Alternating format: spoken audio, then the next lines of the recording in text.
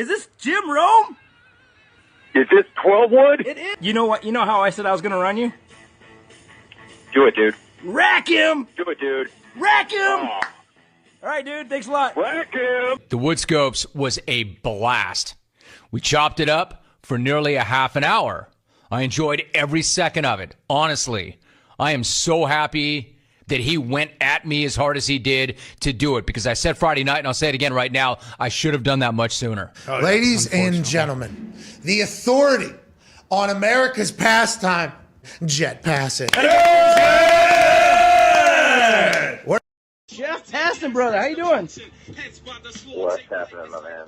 And don't mind me. I'm eating a hot dog with ketchup on it as we speak. Oh, I didn't realize I was talking with a 5-year-old. All right. Anybody listening to Scott Farrell? I heard a little bit of him on Friday. That guy is funny, man. Pharrell on the bench. How you doing, bud? What's happening? Eventually, after doing all these radio shows like in Miami and with Mancow and all the rest, I was working at Fox Sports Radio doing a national show, and then Howard Stern called and offered me the job. And so when I went there, I just did completely uncensored, the filthiest show you've ever heard in your life. It was the dirtiest thing you've ever even, put your ears on. Because I knew of you because of your fandom with him, and then people started bombarding me, all your fans or whatever, to do your show. So I finally thought it would just be cool one night to do it because I'm not a dick. So the Woodscope is tomorrow night, and I'm led to believe that Cruz Pedregon's going to take part. How about that? Oh, hold on, Cruz. That was amazing. Is this Cruz Pedregon? Hey, yeah, this is me. How you doing? What's up, dude? Am I on with the scope? You're on the Woodscopes! Friday night! Nice. Very nice. Dude. And Mikey Francesi. Michael Francesi, said by police to be a young, tough boss in the mafia. Say Francesi, who is only in his 30s, is the youngest mafia boss in the country and possibly the richest. Is this Michael Francis? Hello. That's me. And he said, tonight, Michael Francis, you're born again into a new life, into La Cosa Nostra. Violate this life and what you know about the life, and you're going to die and burn in hell like the saint is burning in your hand. Oh, my That's gosh. the oath. He said, do you accept? And I said, yes, I do. And that's how it started for me. We figured out a way to defraud the government out of tax on every gallon of gasoline. And I ran an operation for 7 years that wound up selling 500 million gallons of gas a month, and we were taking down 20 to 30 cents in tax money. So, we were generating $10 million a week at one point. So it was a pretty big operation, and I was the architect of it, and I eventually went to prison for it.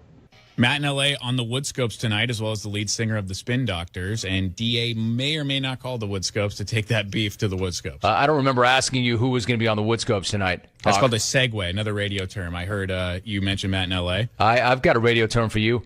Beat it. If you guys don't know by now, we have Chris Barron from the lead singer of the you go by Spin Doctors, not the Spin Doctors. I know that there's a debate when you guys were trying to name the band. Is that correct? That's right. We had a big old fight about it, and I lost. Is it too much for me to ask for you to do the bit dibby da ba ba da ba ba da ba ba da ba ba? I mean, dude, How about that?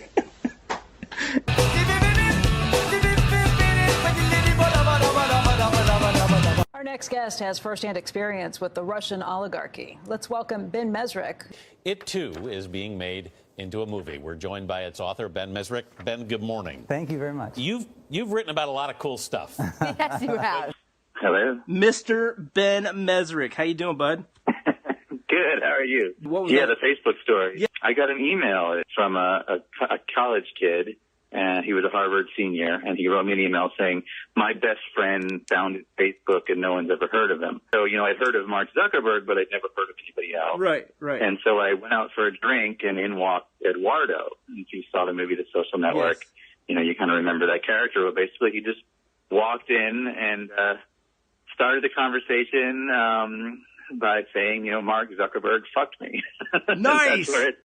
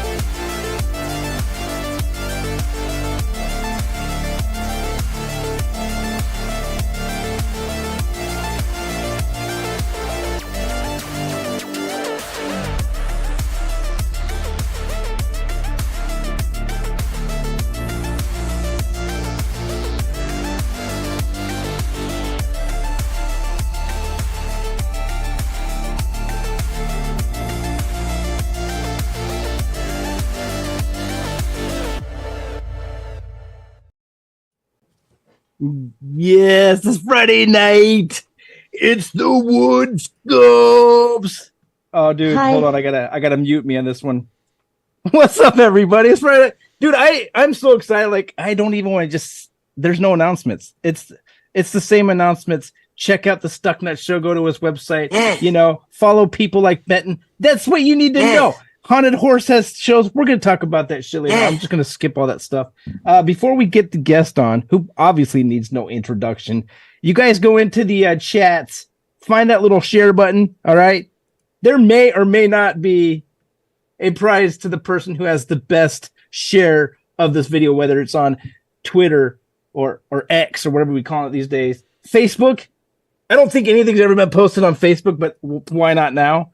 Our first guest, he is an ex-Jim Romer, an ex-NBCer, an ex-Foxer, an ex-TMZer. I'm just taking this off his Twitter account.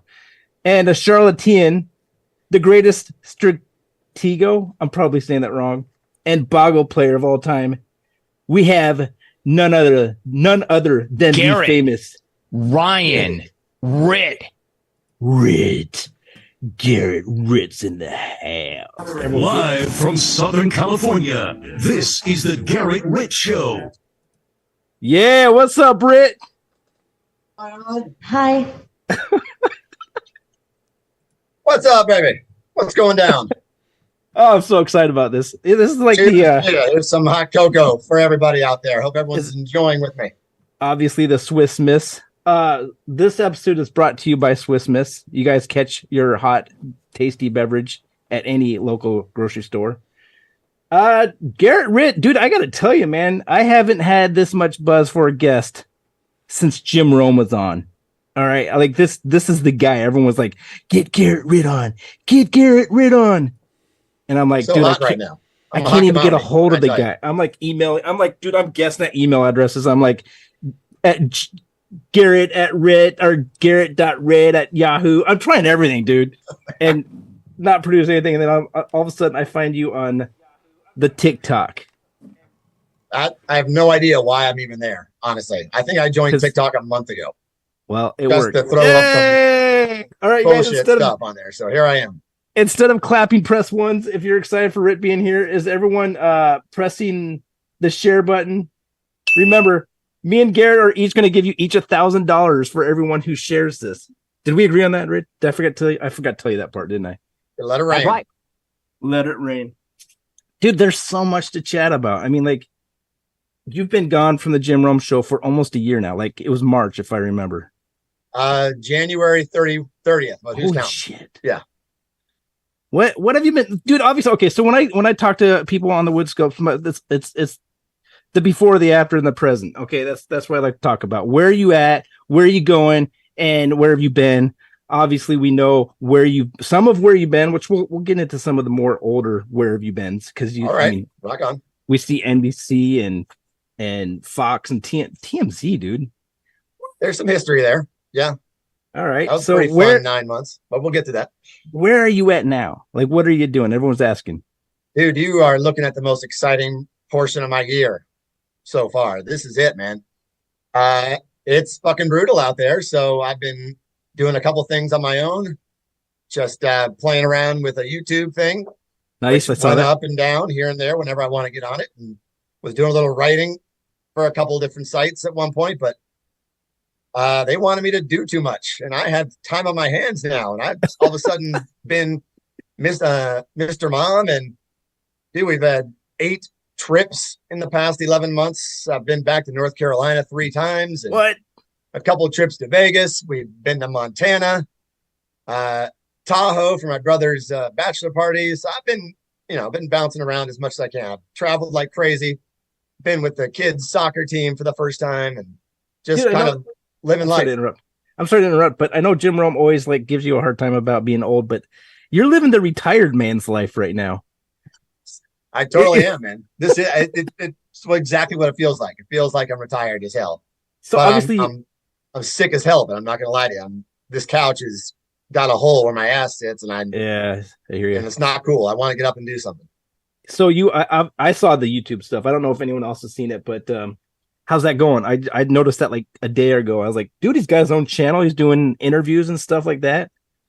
It was fun. It was just kind of a shit thing that my buddy and I were doing out here, just kind of keep my chops up. And, who knows what comes next. There's absolutely zero production value in it whatsoever. It's done in my spare bedroom. It's as ghetto as it can possibly be, but, just kind of doing it for shits and giggles and having some fun with it. So I don't need to tell you that the production value is just extra. The content that you bring in is all that matters. So yeah, dude, I got to check that out. I know, I've been watching Adam Hawk on his fellowship thing. I hope I'm not competing against him tonight. He's usually on Friday nights as well, but anyhow, if I you think see we'll beat me, him if that's the case. But no, yeah, for sure, dude. I'll make sure couches and guests coming in, and booze happening. And I'm gonna send him like screenshots of our numbers. How'd you do, Adam? No, I'm joking. Oh, geez, really? No. If you see me, freak out, dude. Okay, so like a half hour ago, I'm sitting here, and just this is where I've done the Woodscopes, since 2017, I think it was, in the basement of my house. It's a pretty nice base. I got a kitchenette over here. I mean, it's all fixed up. It's the nicer part of our house. I'm sitting here, out of nowhere, across the floor, this little a mouse. I'm like, what the fuck was that? And I'm like, I can't even focus. I can't even focus on trying to get this show prepped when I got this guy crawling around my feet. He went underneath the fridge, and I grabbed this PVC pipe. I'm like trying to find it so I can like kill it. I don't know what's worse, that or a cockroach or something. Dude, mice. Mice. I mean, Wisconsin is like if you're not really careful in the wintertime, like insulating like holes and shit, these things will crawl in anywhere. And I know exactly what happened. I got to get that fixed. But anyhow, if you hear me freak out, it's because there's rodents in my basement all of a sudden. You're in the basement in the middle of nowhere, Wisconsin right now. That's shit's going to happen.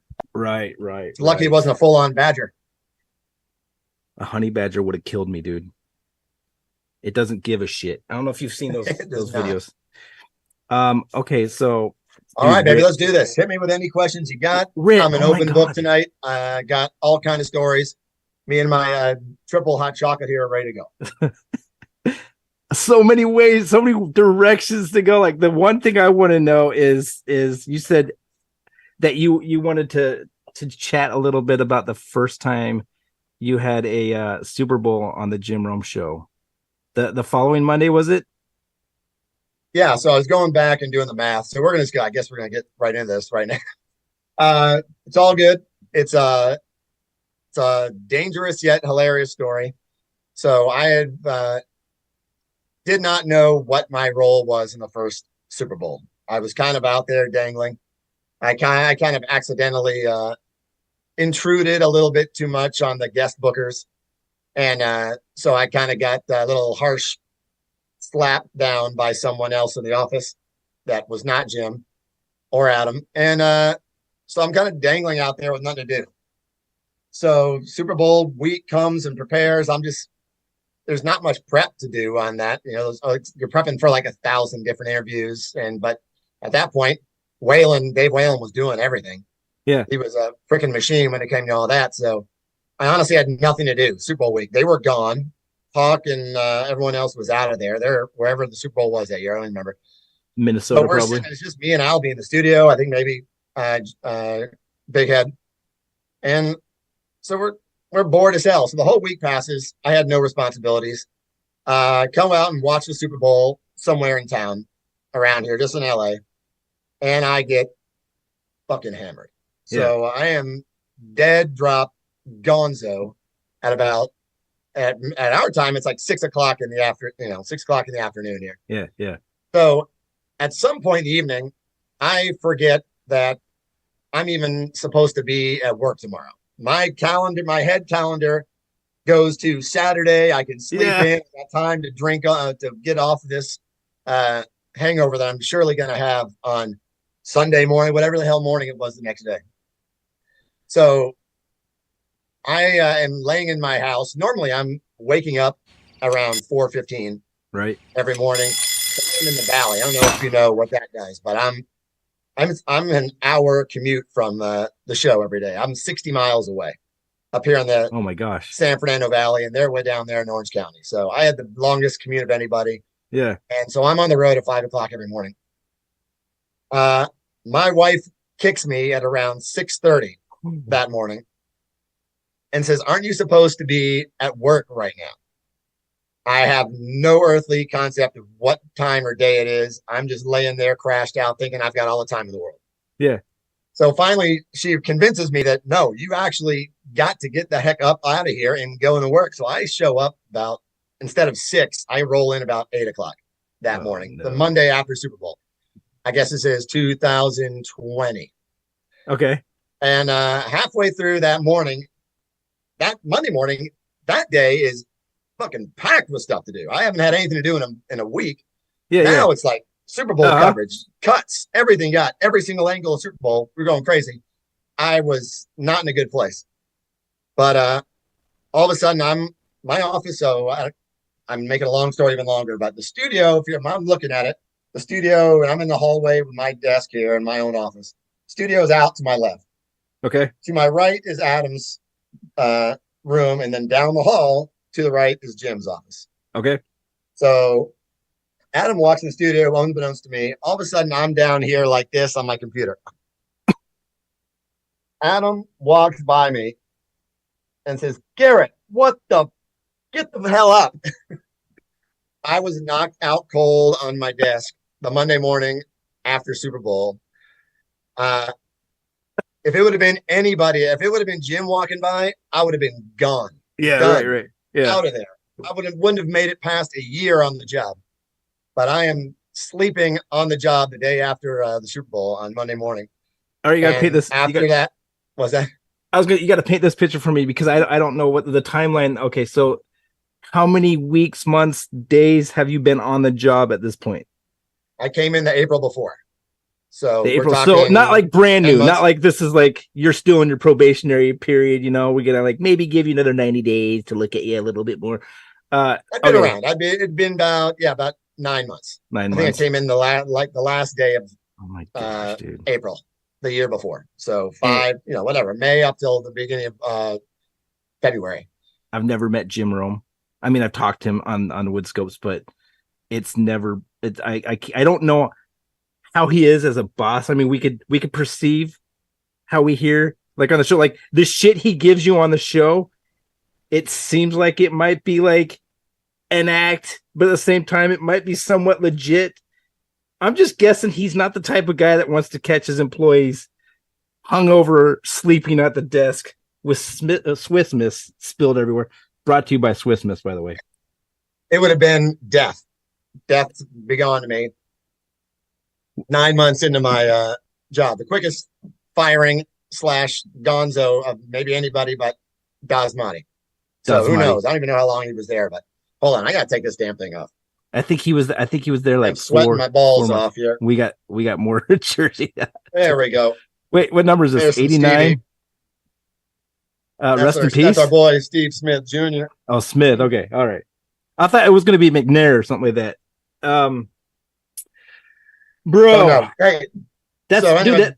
He brought Hawk had to wave the whole show. He was fucking pissed off right then, but he brought me in the show afterwards. Waited till the show was over, brought me in, and that was my first like, holy crap, what's going to happen to me? Sit down with Hawk afterwards, and I was like, I was freaking scared to death. I had no idea what was going to happen. If he had talked to Jim during the breaks between the show, or what was happening, and if I was going to be given the hook right away. Or what he said, dude, you fucking lucked out that I was the one that passed by you. Yeah, right. But what the hell? You can't. Did I know? I copped to it. I said, what are you going to do? I told him pretty much the same story I just told you. And it was not pretty. I just sucked it up and take it. Good thing it wasn't Rome. Now, listen, chat, if you guys get a chance, if you want to ask Ritt questions like a little bit later on, go ahead and put them in the chat. I'm going to have Horse and Bacon watch for some of the good questions, and maybe we'll get to some of those. Ritt, I wanted to ask you, first of all, obviously that's like one of the first holy shit moments. Cause dude, that's what I live for. These kind of like stories like that might just go on the archives of one of my favorite stories right there, because you don't want to do that to Jim Rome. Anyhow, speaking of how you got to Jim Rome, I know there was that resume of where he came from, but how did you get to Jim Rome? How did you get that job? Who did you know? How did you play? And dude, Austin Huff, his story and how he got the job. Jay Stu's job, how he got it. Do you know Jay Stu's story? Yeah, I actually listened to his interview with you. Yeah, it's dude, his quest to get on the Jim Rome show is hilarious. But anyhow, what was your quest to get on? So I'd been around the block, man. I started off in Charlotte doing a couple years when I was my local, got my local out of the way. Came out here in 01, was immediately at Fox Sports Radio. And funny enough, I think you guys probably hear the story. I was working with JT the Brick, like I didn't know that. Okay, 8 years before Hawk was. Probably even more than that. I was with him from like, I don't know, 05 and 06, somewhere in those years. I was with Adam Shine back in those days, John Ireland, who does the Lakers games. So that was my indoctrination in the LA radio / national. From there, I bounced around a little bit and ended up at NBC Sports Radio right before Jim. So I don't know if you're familiar with what happened to NBC Sports Radio, but they collapsed. They are no longer. They don't exist anymore. They're a thought out there and what once was happening. So at one point, we knew we were going under. Yeah. NBC did. And my boss at NBC brings me into his office randomly and said, I got to talk with a guy named Bruce Gilbert, who is his boss from Westwood One. Okay. And they're looking for someone over at the Jim Rome show. Wow. And you're my number one guy over here at NBC. So I gave him your name and thought you'd be a good someone to get on the show. So he may be calling you sooner or later, and someone may be calling you. And turns out I never talked to Bruce Gilbert in my life until maybe like a year or two ago, actually at the show, Jim Rome show. But it comes up to Craig Kitchen, who is the big man, the boss, the man, Jim's guy for life. Started off, he's radio legend, runs the Hall of Fame. He gives me a call out of nowhere and brings me in for an interview. And this is probably November of 18. So do the math. I just told you when I was brought on. My first day wasn't until April. Oh, so wow. Yeah. I was interviewed in November.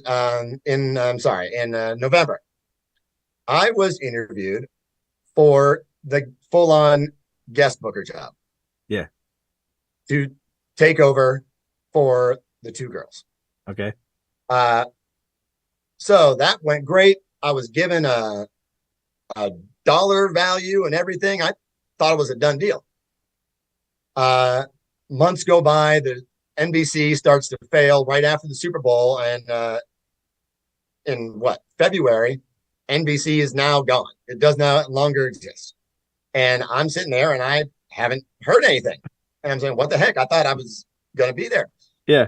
So I call up and I said, did I not hear something? Was I, what? They said, actually, no, we're not going to do this after all. We're keeping things as is. And I will, if anything happens, I'll call you. Yeah. Heartbreak. Carpet completely taken out from under my feet. Yeah. I thought I was coming to work on Monday, the next day with them. And all of a sudden that job no longer exists. And that pay no longer exists. So I'm dangling out there and I'm literally doing nothing for 2 months. All of a sudden he calls me up again and says basically that Dodge is bailing. Here's the position. It's not the same position you interviewed for, but I liked you. I wanted to bring you on. And next thing you know, in like April 30th of 2019, I think it's April 30th, 29th maybe, my first day in the Jim Rome show, and Dasmati brings me in and holds me there for 5 days and shows me the ropes. But I thought I was money there for a while. I thought it was a done deal, and then nothing. And then all of a sudden, it happens. Dude, I didn't know any of this because usually I'll get some nuggets from people who hear things, I didn't know that Dasmati was the reason you were there. And that's and the girls apparently are still there 5+ years later. But dude, so when you came in, you're not booking guests. Do you know what you're doing? You said you didn't know what you're doing, or So I'm not booking guests for the actual show and never did. yeah. So I don't know if anyone ever got that confused or what. They thought I was the booker for all the shows. I never booked for the actual show itself. Since the day I skipped a step and I apologize. That's right. We actually, during that February, when I said there was a gap when I was doing nothing, he had offered me something then already, and I was booking podcast guests. Oh, sure. Yeah. So I was doing that only, booking one guest a week for like 2 months before I got the call to actually come on the show. So apologies about that. Yeah. So I actually was working for the show, but I wasn't in the office. I had minimal stuff to do, booked one guy a week. My first guest that I booked was Maury Povich. And nice. I remember that one. Yeah. So I was Maury Povich. What number was that? That was probably like, I'm going to guess. Can I guess? Oh yeah. Hit me. What do you think? All right. He's close to what? 300 now? I don't know. I'm going to say probably borderline 3. I'm going to say he is, Maury was probably, 85. You went over. You lost both showcases. No, it was number 67. Geez. Wow. Okay. So I came on podcast 67, Maury Povich, and then from then all the way to 252 was me. Everyone. Your guess. Were you? So I did every podcast guest, and then I did every reinvention guest, one through 59. I got 2 questions stirring around my brain, and I don't want to lose either one of them right now. Yep, okay. One of them is okay. I'm gonna ask them both right now. We're gonna go back to both of them. Number one, the guest that you booked in those. I want to hear about your interactions, about some of your favorites or big names that kind of made you shell shocked for our whatever. And then the second part of this is we all remember when the podcast first came out. It was more of there was more of a buzz in the JTP about it back then. I can't say there isn't now, but it's like we see Jim Rome 3 hours a day, but the big part about the podcast back then wasn't so much the interviews. It was the voicemail. I don't even know if he's doing the voicemail. I should find out, man. I should call it right now and see what happens.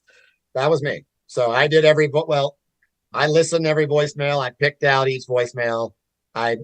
Eventually I would throw them all to Alvy and he would put them together and put it in. But about 50 episodes through, he said, no more. You're doing it all. Here, taught me how to do it. So I was guest booking for the pod, and then I was doing all the voicemails. So that was the last 3-5 minutes of the pod every day. So those were awesome. I actually started really enjoying them, and you had the same big hitters every now and then coming through there, and it was fun. And sometimes you had some really different ones and off the wall, and I tried to make them as off the wall and funny as I could. And I didn't want straight sports takes. Yeah. David in Buffalo. I mean, he had epic 5-minute long fucking takes. So, dude, I want 30 seconds tops. Yeah, 30 seconds. So I tried to cut his down to include him in some, but I mean, that dude would leave 5 voicemails a week, and they were 5 minutes a pop. So some people got it. Justin in Melbourne really got it. He was always good to put on there, and a couple other guys were really great. So Justin in Melbourne is freaking. I love that dude, Justin in Melbourne. Let's see, Rome. I want to see if I still have this in my. We're gonna find out right now. I don't know if they're doing voicemails now or not. If not, that means new guy, whatever the fuck he is, isn't doing it. So, was my speaker? Complete your call. Please try again. Phone number doesn't even work anymore, dude. All right, so yeah. Oh, it's gone. So it's clearly done. Oh, that's funny. Jim, if you see this, Next message. Dude, he was excited about you coming on. Jim Rome was. I was excited about that too. Today, yeah, when you sent me that was pretty. That was cool. Although, come on, Jim. I thought I'm a big get here, man. You are. He is a big. Finally, it's Gerrit freaking Ritt, dude. Dude. Okay, so back to the podcast. God, there was another question I was going to ask, and I know I'm going to lose it. I already lost it, so it's already driving me crazy. I'm gonna remember tomorrow, and I'm going to text you. Hey, remember? Was it about the regular pod or the reinvention pod or the big? No, pod? It was something about. I remember what it was. Okay, so you were talking about your first day. Desmati giving you the ropes and all that. There was a big. Who's the guy? Was that the same time? Who's the bald guy in the back? Was that the same time? That was 5 minutes into the show. Literally first segment of the first show I was on. That Monday, the emails came flooded in. It's actually funny because what I was just listening to recently, I listened to something, and I listened to the segment that I think that was at the end of the week where they finally introduced me, where Jim finally said, and it's Gerrit Ritt, the man. So whatever, they stuffed his last name into his first name and blah blah blah. The person that outed me, strangely enough, the first email in that said, "Who the hell is the new guy in the back?" That guy was Randall in the OC. Oh, rest in peace. I'm pouring some out for that guy. I love that guy. He was cool. He was the guy that spotted me first and started the deluge of new guy stuff. Do you know what else he was famous? I mean, other than stalking the family, he I don't know if you remember the story of Janet Rome going to a club and some rapper hitting on her. Do you remember that? Talked about all the time, yeah. So he came on his very first time on the Woodscopes. He's like, "Do you guys want to know who it was?" And he outed her, he told the whole story and how he met her at a bar, and it was Busta Rhymes. And him and Rich Flores were at a bar. They saw Janet Rome and they approached her, and she's like, "No, yeah, it was Busta Rhymes." And he told us the story on the Woodscopes. And I'm like, "Yeah, Cheese was there." That's amazing. Yeah. So okay, I'm the one who dubbed you. Wait, you got a Bears jersey on? Sorry, all right, Walter. You guys. Well, I guess we're okay with Walter Payton. I don't have to tell you. I know you're a Pat. I know it. That's why I brought it in. I was born and raised Chicago. But this episode was brought to you by Swiss Miss. You guys, thanks for showing up. That was Gerrit asshole Ritt. I'm joking, dude. I love the jersey, dude. It's cool. Witness. Okay, so back to, we're going around circles here, and I apologize. I'm horrible at this, but dude, so much I want to know. Okay, so back to the day when, so Jim Rome said, this guy, the bald guy, I'm the one who said that you were the lead singer from Midnight Oil, and that did get read. I was like, yes. I'm so excited about I heard that guy. I heard Right Said Fred, Michael Stipe. Yes. I mean, every bald singer and actor in the world was thrown out there. Jason Statham. I do remember all of these. Oh yeah. You're okay. So you're calling people for Jim Rome and saying, "Hey, can you be on the podcast?" What were some of are you talking to agents? Are you talking to the actual athletes?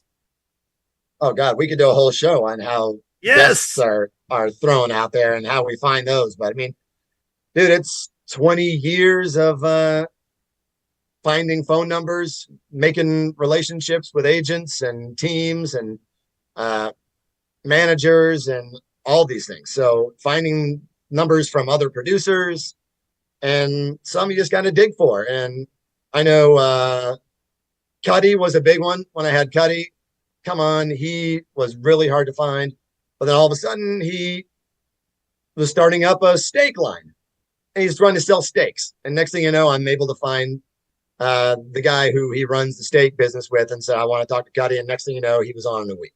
After it took me like 2 years to try to find him. You had to get creative, is what you're saying, to get some. Yeah, you got any means necessary. So sometimes I would DM dudes straight up on Twitter or something like that, and that didn't work all that much. I know that game. That game is hard. I mean, I had numbers from guys way back in the day. I literally had Edgerrin James's number on, and I just call him up cold turkey, and Edge picks up. The next thing you know, out of nowhere, I'm talking to like a Hall of Fame running back. Nice. And he says yes, and he's coming on the next, in a week or so. So there was a ton. It's always, you learn early on. I've been in the business now for a while, back in the late 90s. I've outed my age a long time ago, so no need to worry about that. But you learn not to get starstruck at some point, Yeah. So you're making cold calls to, and now luckily texts to a lot of people, and a lot of people get back to you, and it's great. Then sometimes you have to work through teams. And I tried to get Jared Goff on. That's not a huge name, but Jared Goff is another October 14er. Is that right? Okay. He's another one of ours, one of my people. Yeah. The Lions stoned us. The whole never got him on, and how many ever. So that never happened. The Rams were good and bad to work with before, so and that didn't work out. And So, I mean, I've found Stephen A. Smith. You'd think that would be an easy one. He's only a media member. I had to find him through only Stephen A. Smith. I do remember seeing that. So that was done when I did the actual segment there on October 14th. Right.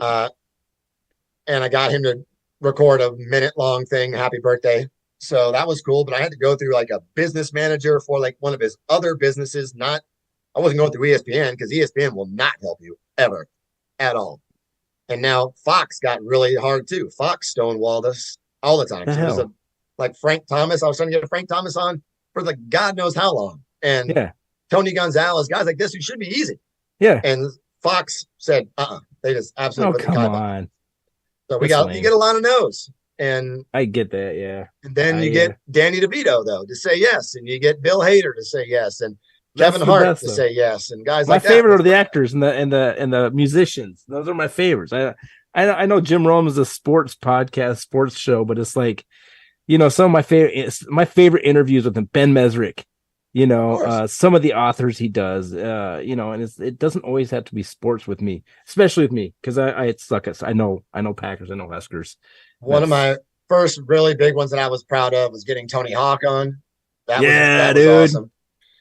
So that was a big one. And for me, in my world, I am totally and completely in this world, but getting Phil Hellmuth on was fucking awesome. Wisconsin guy,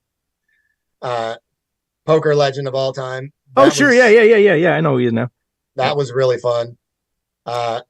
So who did I love those too, man. The more off kilter, the better. Getting Edgerrin James is cool. He's a Hall of Famer. And he's great. And he talks good. And he has a lot of good stories. But I want to hear Danny DeVito's stories more than I want to hear. Yeah, me too. Football story. But Molly's Game. Did you get that one? I got her back on. She was before me on the pod, but I got her back on for the reinvention. Okay, good. Yeah, she was. So she was a good one. I remember. So I did hook up just that being dialed in on that podcast. Gabby Reese, I got on for that one for the reinvention, and a couple of the Maria Menounos. That was fun. Oh, yeah, for sure. So getting those. So when you get these guests, are you given a list of like leads or suggestions, like these are the people I want, or were you just making your own list up? So when I got there, or before I even got there, I started booking the pod like 2 months before I ever actually stepped in the building. I had not even met Jim yet. I had not even interviewed with him. I haven't done anything, but I was booking guests for 2 months before all that randomly. And so where was I going with this? So he emailed me, or Hawk actually emailed me a list from Jim.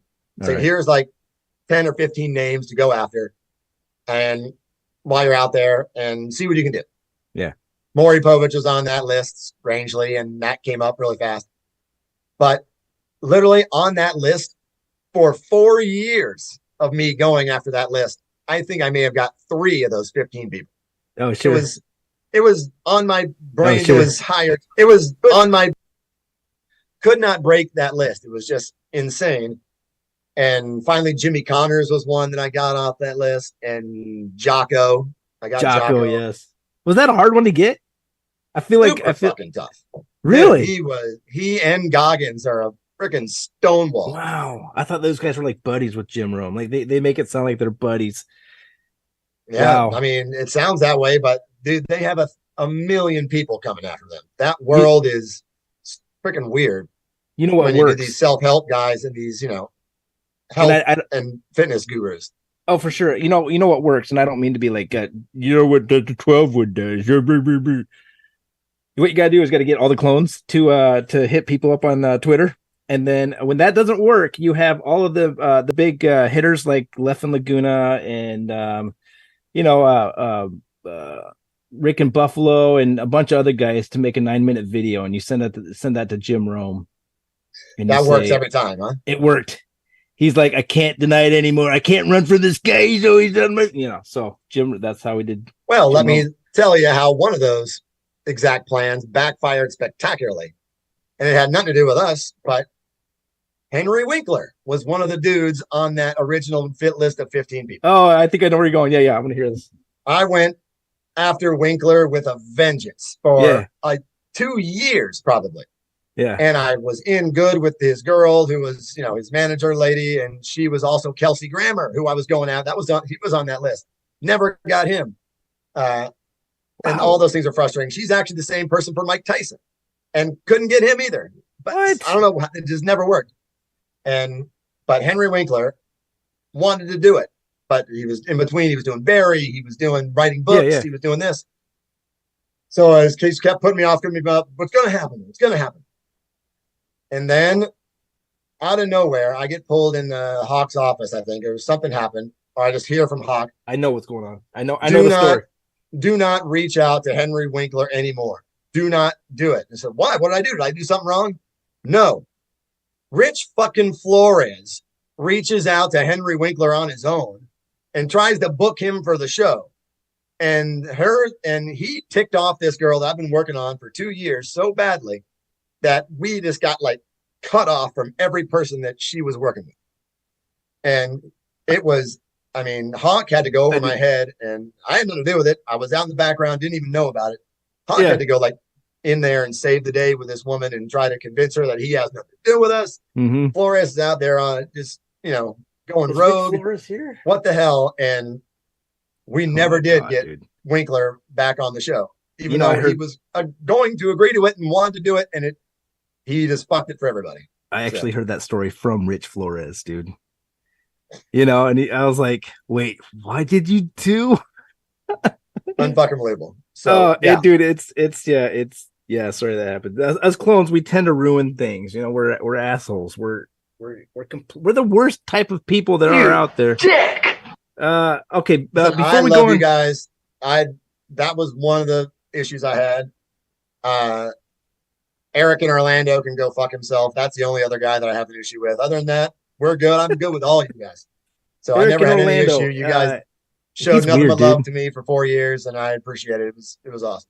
Eric in Orlando is one of the most cringy, weird guys in the JTP. If you're watching, Eric, I still love you, but dude, he has to respond to every tweet I do with some one-word thing that doesn't even make sense with anything that we're talking about. And I'm like, what are you even talking about?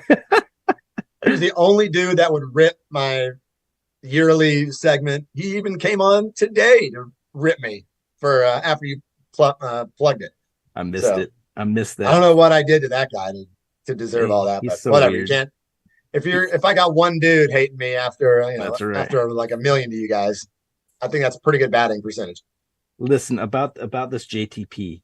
Okay, dude, it was such a bizarre experience going from the guy who just wanted to tweet at the Jim Rome show to getting inundated with this crowd of people, and you could not. It's like the mafia. You could try to get out, but somehow they'll reel you back in. But I've got this circle. I think everyone has their own clique of people, and my circle of friends. We chat all day long, every day. It's no longer just about Jim Rome fans. It's we're planning on a trip to get together and meet families and shit. That's how close the circle of friends are. Yeah. How many shows have that? I'm pretty sure exactly, dude. Fucking Cowherd show doesn't have that. That's just one circle. Levitard people don't have that. That's one circle they do, of but friends. I don't think it. Yeah, it's one incredible of the guys, what you guys do. It's really one of the guys in my circle. One of the tightest guys in my circle. His name is Oshkosh Tyler, and he came up with you this. Think I don't know that name? Yeah, I think I got. I think you know where I'm going with this. He invented this this contest, this challenge. He was bored one day and he's like, I just ate 12 tacos. Can I drink 12 beers with that? You drank a lot. Mm-hmm. So he did this. He decided to make it a challenge. A bunch of the guys in the circle started seeing how fast they could do it. And then out of nowhere, some guy, Ritt, on Twitter is going full steam ahead. Dude, he won't forget that for the rest of his life. I think him and Bacon have made a video and it's going viral. Dude, that was really, really well done, by the way. I appreciate it. I was able to show that to friends of mine.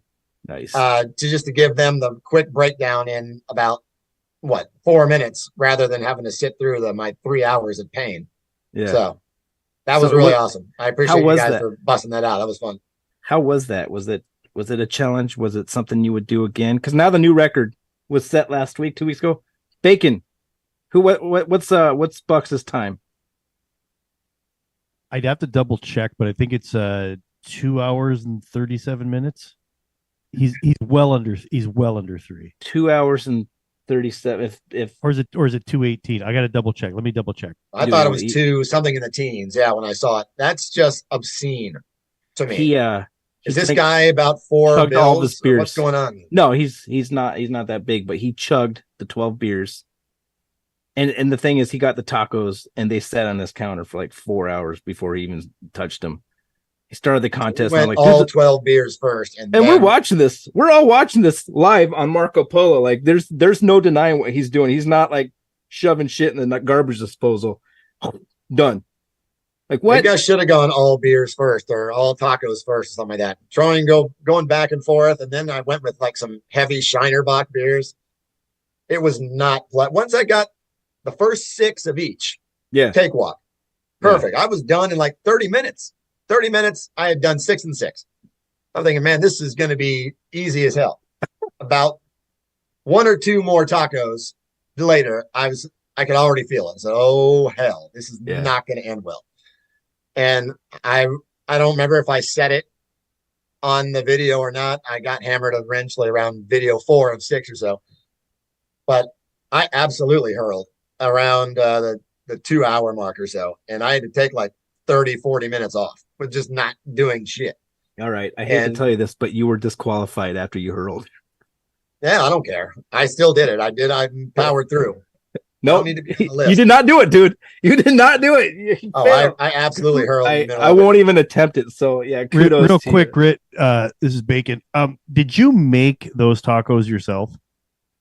Those were massive ass tacos. They were big, dude. Taco Bell hosed me hard on that one. I brought them home and opened them all out and said, this is not the Taco Bell taco I remember. Right. Those were Taco Bell?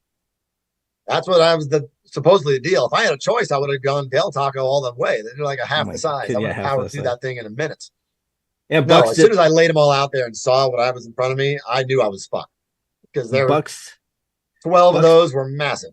Yeah. Bucks did 12 from Taco John's, which is the Midwest, and their tacos are what do we just determine, like almost a third bigger than Taco John or bigger. Taco Bell. All right, unacceptable. I thought you were going to say smaller, and I would have. No, the guy was a beast about it. So, well, that was a fun day, and I just so happened it was on Thanksgiving Eve, and because I had to work on the day after Thanksgiving, I never, for like 4 straight years, I never got to spend Thanksgiving with my family the entire time I was on Jim Rome Show. They would drive up to NorCal and be with her family, and I had to stay in Southern California, and just so I could work Friday with a guest host. Yeah. So it was the worst thing ever. Everyone hated that shift because it screwed everybody's holiday. Black Friday. Yeah. So eventually I did that, and after like starting the 3rd year, like the last 3 Thanksgivings, literally straight from the show, I went straight to the Burbank airport and went to Vegas by myself. Oh, that's cool. For 3 days. That's cool. 2:18:12. The new time is 2:18. 2:18. Bucks the building. That's a team. I got a question because I've 12 would ask for questions. I've got 1, 2, 3, 4, 5, 6, 7 questions, and I'm waiting for them to go to us because I'm running out of paper to write them down on. Start. Give me the good ones. So Bella wanted to know: did you work for TMZ, and what did you do there? There was a rumor you worked there. Oh, it's not a rumor; it's the real deal. Yeah, he said right there. Brought it up earlier. What did you do there? So, similarly to the way I got the gig with Rome, I interviewed before TMZ Sports was ever a thing. So they brought me in when the studios were still on Sunset Boulevard, and randomly I knew a guy in there I was playing hoops with all the time. So I got in there and I did an interview to be the lead of TMZ Sports. I would be running the TMZ Sports guy, executive producer. Great gig. Great interview. Thought everything went well. It's probably a little bit over my head at that point. I was told it didn't happen. They weren't even starting up for a little while. So TMZ Sports starts happening, I don't know, 3-4 months later. A couple months after that, I get a random phone call from them again. Very similar. Like I said, and they want me to be a writer. I said, oh, for TMZ Sports? No, for the actual TMZ. We want you to come in here and write the articles for TMZ. I said, hell yeah, bring me in. That'd be awesome. So I didn't even have to interview again. They just said I got hired on the spot, over the phone right then. I started the next Monday, and I am in there. And like one of the first stories I am asked to write about was Khloe Kardashian's ass. And that was my first bit. And I had to like write 3 paragraphs and get it out there and headline and everything. Khloe Kardashian runs out of the gym with amazing ass or something like that. That was my first one. And then it's like, who is this? I mean, even at that point, what am I? That was like 2014. I'm 41 years old writing about these people. Some of them I've never fucking heard of. So I'm saying, all right, this guy Tyga is doing something. Who the heck's that? Of course, it's Tyga, who is dating, ended up marrying like Kylie Jenner. And I had no idea who the hell that was. I still had no don't know idea who that is. Jermaine Dupri was. These are the people I was writing about every single day. So it was interesting, but I think I may have wrote one sports story for those first 9 months I was in there. Right. And eventually I wrote a story about Kirk Cameron. And I misunderstood what he said. I said, and I headline it said, quote, quote, God hates FAGs and all that. It was bad wording. But everyone, from me all the way through, everyone signed off on it. Everyone said, yep, works for me, works for me, works for me. Like when you work there, you have like 8 checkers behind you to make sure everything's good. And it got to Harvey's desk and he said, what the fuck is this? And if we show this and Kirk Cameron sees this article, this is a problem. And so about a week later, I was no longer employed for TMZ. Oh, wow. Yeah. I wasn't officially fired. My contract was allowed to end at that point. Or I gotta shut off the mic after 9 months. So yeah. Wells in the 360 wants to know what your favorite 5 clones are. You got 5 favorites? No. Is that Wells? No. Okay, there you go, Wells. Hey, Listen, Wells, so why don't you ask him who his favorite kid is? Yeah, right. So I was told immediately, and I think I listened to Hawk the other day and listened to his interview with you guys. And how dare he say he doesn't hang out with me anymore, by the way. I talk with him every now and then. So is that right? Yeah. I don't know why he said that, but no, I hit him up on his birthday. I hit him up. In fact, he was the very first person I texted after I got canned from Rome. So before I even hit the car, I said, dude, I'm taking my last drive home from Costa Mesa today. And he couldn't have been more happy for me. It's like, oh, congratulations. So, I mean, I told him before I told my wife and kid and parents. So, because I know he'd been in the same situation. Well, not in the same situation, but similar. Anyhow, but I was told early on, I was not in the position. I was not the executive producer. I was not in the position to interact with the clones as much as I would want, or, Yeah, I noticed. I noticed the change from. I think I almost feel like it's partly my fault for that, for reaching out to Jim Rome's kid to be on the Woodscopes, and before that it was like I had all the XR4 Ti on, and then after that happened, I couldn't get any of you guys to respond to anything. So the second Gerrit Ritt is no longer on the Jim Rome show, I'm like, Woodscopes, you know what I mean? So yeah, I know the rules. I get it. Hey, Rome, if you do see this, forever sorry about that. Would love a second chance to get you on the scope. Come on, let's do it.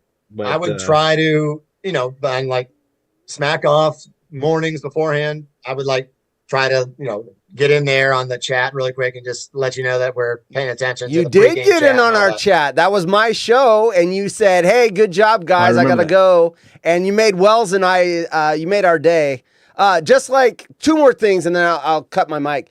When you first started working there, and we figured out who you were, and you got glossed, President Eisenhower or whatever. I was looking at something, I saw a mouse pad with Ike on it, and I'm like, oh, hell, I'm going to tag you on it. And didn't think anything of it. And like 2 days later or a week later, whatever, you tagged me in a picture and you're holding up this Dwight Eisenhower mouse pad. You bought it, and that just made my freaking day. Because, we're big fans of the show, and anytime you guys give us any recognition or any like tags or whatever, it just makes our day. And then the last thing, Margot wanted to know what your wife thought about when you did the 12x12 challenge. She wasn't anywhere to be found. So, like I said, she was up north. Oh, okay, got it. Oh, thanks, Margot. Make me look like I'm not listening. All right, I'm out. Well, she wasn't there at the time, but she eventually found out. One of her girlfriends from high school somehow came along and saw it on Twitter, and gave my wife a call and said, do you know what's going on with your husband right now on Twitter? So I think she did chime in and watch some of the end of it, or may have been after the fact. And at that point I was so far gone, I surely didn't talk to her that night. So she definitely knows about it and knew about it pretty quickly, but it was because I was outed by her random friends. That's funny. So real quick, Ritt. So Brian Weber has actually promoted that for Tyler when he was actually guest hosting. Have you ever had any interaction with Brian Weber? Meaning when? Before, after? Or... Yeah, because like you were working the show when he was there, right? So did you have much interaction when he was a guest hosting? Dude, I've known Brian. I knew Brian. They worked on a show together. Brian Weber's show, right? You guys worked together on a show. So during my TMZ years and some of the years that I was not in radio, I had 6 years at FoxSports.com just writing fantasy sports articles for a while. And then I went to TMZ. I worked at USC for a summer. I had to go back to waiting tables for a little bit because that's our world. You get laid off and everything happens. So I put in a call randomly to NBC Sports Radio. Didn't know anybody over there, but the program director gives me a call up and actually calls me back and said, listen, I see your resume. It looks pretty good. Do you want to come and just work weekends with us? I said, yeah, perfect. This is what I get me back in the game. And so this was back in 2014, I would say, right after TMZ. And the first ever show I was put on the weekends was the Brian Weber show. So I worked with him for at that point, it was only like 6 months. And then I got immediately bumped up to get a full show and run my own show there. For the first 6 months, I was with Weber every morning, every weekend morning. So I've known him forever, and we've been tight. I've talked to him every now and then afterwards, and we've been cool forever. So he's one of my favorite dudes. Forgive me if I get the story wrong, but I don't know if I remember right. When I was talking to Brian Weber on the Woodscopes one time, he was telling a story of how he either met you, and it might have been Hawk. So if it's Hawk, I do apologize, but it had something to do with like holding a door open for him. Was that you? No, I doubt it. It's probably him. Okay. Probably right. Hawk. That's Hawk. Never mind then. Nope. I met him on a Saturday morning at NBC Sports Studios in Culver City. And but I was a producer for 6 months, and he actually did me a solid and told my program director there that this dude should not be working weekends. This guy needs to have his own show. And literally within a month, the program director gave me my own show, and I was fully employed after that. And Brian had a lot to do with it. So I credit him a lot for it. And because of the NBC gig is how I eventually came on Rome. So your own show, you obviously you've mentioned it, October 14th every year, which, by the way, Sammy Hagar needs to get on that show because he is an October 14th guy too. I have not heard that, and I should know all these guys. I need to confirm that. Bacon. I know this because he does this birthday bash every year in Cabo every year, and my brother goes to it a lot. So, or he's been there or something like that. But yeah, ever since Sammy Hagar, October 13th, 1947. Oh, forget I even spoke, dude. I was close. I'm in the same week. All right, never mind then. Trust me, I scoured as many October 14th people as I possibly could to try to get to come on those segments. And that Stephen A thing, that still trips Stephen me A. out. And literally probably my crowning achievement in my 4 years at the Rome show was being able to pull off Dolby and get Dolby on and be able to interview him for 5 minutes. That was boom. That was the moment. That was my favorite time. I didn't know who he was until you interviewed him. And it was pretty cool. So he must have been a guy you've liked forever he blinded me with science back in the 80s, baby. Exactly. So yeah. So that October 14th thing that Jim Rome and you decided, was that something you begged him for? Like, hey, it's my birthday, can I have a segment? That's my dream. Can I do it? Or was it like how was that birthed into the show? If I begged for it, it would have absolutely never happened. I'll tell you. And yet again, some of the genius that is Hawk, and he's one of my guys. He brought it up to Jim. He made the suggestion. It was all his idea. And I don't know if a full segment was the initial pitch for it, if it was a full show or if I'd be sitting in with Jim or what it was. But he pitched that idea to Jim. And somehow, some way, Jim agreed to it. All right. And I can't even imagine how that conversation went and what he had to have said to him to make it. I have no idea where the tides were turning and me and likability at that time to where he would actually say, yeah, that sounds like a good idea. I'll let this guy up here who's sitting in the back row, who's doesn't do hardly anything that I can tell for the show. I'll just let him on the air instead of my place. Sure. Terrific. I can't even fathom what that discussion was like, but Hawk hooked that up. Hawk was the one who told me the next morning after I threw those basketball videos on Twitter that was going to be a full segment. Hawk gave me the idea to do the Go Cubs Go song. All those things were pretty much because of him. And I was trying to find that Go Cubs Go song. I couldn't find it. Speaking of songs, okay, we got a whole bunch of those, Bacon. I sent you them, but hold on a second before you do that. We could, hang on a second. Back to the birthdays, though. So you can add, I don't know, we'll have to add a few more to your list. So October 14th birthdays, you got Usher, Jared Goff, Ralph Lauren. Did you know that one? I did. Yep. Okay. Ralph Lauren. Is he gone now? I can't remember. I believe if he's not. He's about 110. Yeah, right. King James II. That's a big one. Roger Moore. So it's all dead people, dude. Yep. Were you able to get King James on? I put in a number to call to his agent. Yeah, it didn't work out. No, I tried as much as I could with Usher. I did everything I could to try to get Usher. I even went to Cameo to try to get him to I'll pay you $500 to give me 30 seconds of Gerrit Ritt is the best, goes the Gerrit Ritt show, blah, blah, blah, blah. Oh, dude doesn't have a Cameo account, or I would have done that shit. And so, no, I was not able to get into Usher. I did everything I could to do that, and it didn't work. Like I said earlier, I tried Jared Goff. You should have tried to get Cliff Richard. He probably would have. I think he's older than dirt. And Madonna's daughter, Lourdes. That'd have been fun. May have been illegal, but it would have been fun. Well, let's see. She is 27 right now, so no. All right, even thinking about that made me worry there for a second. All right, Ritt, I tried to get Adam Hawk to come on right now. He's not responding, so all of it. That would have been fun. Adam and I have played golf together. We have love together, and he was the reason I enjoyed being on the show so much. To tell you the truth, he made it fun. We went through the COVID year together when there was no sports, and I thought those were some of the most fun shows we ever did. Talking about fucking murder hornets and Japanese baseball and things like that. The dance that showed for me, So. Dude, that I'm with you. I'm forever grateful. Hawk doing a lot of stuff for the Woodscopes too. Like he is like the Woodscope was how it birthed. It was like everyone was doing periscopes at the time. Like we had Jacob and NorCal, Nooch.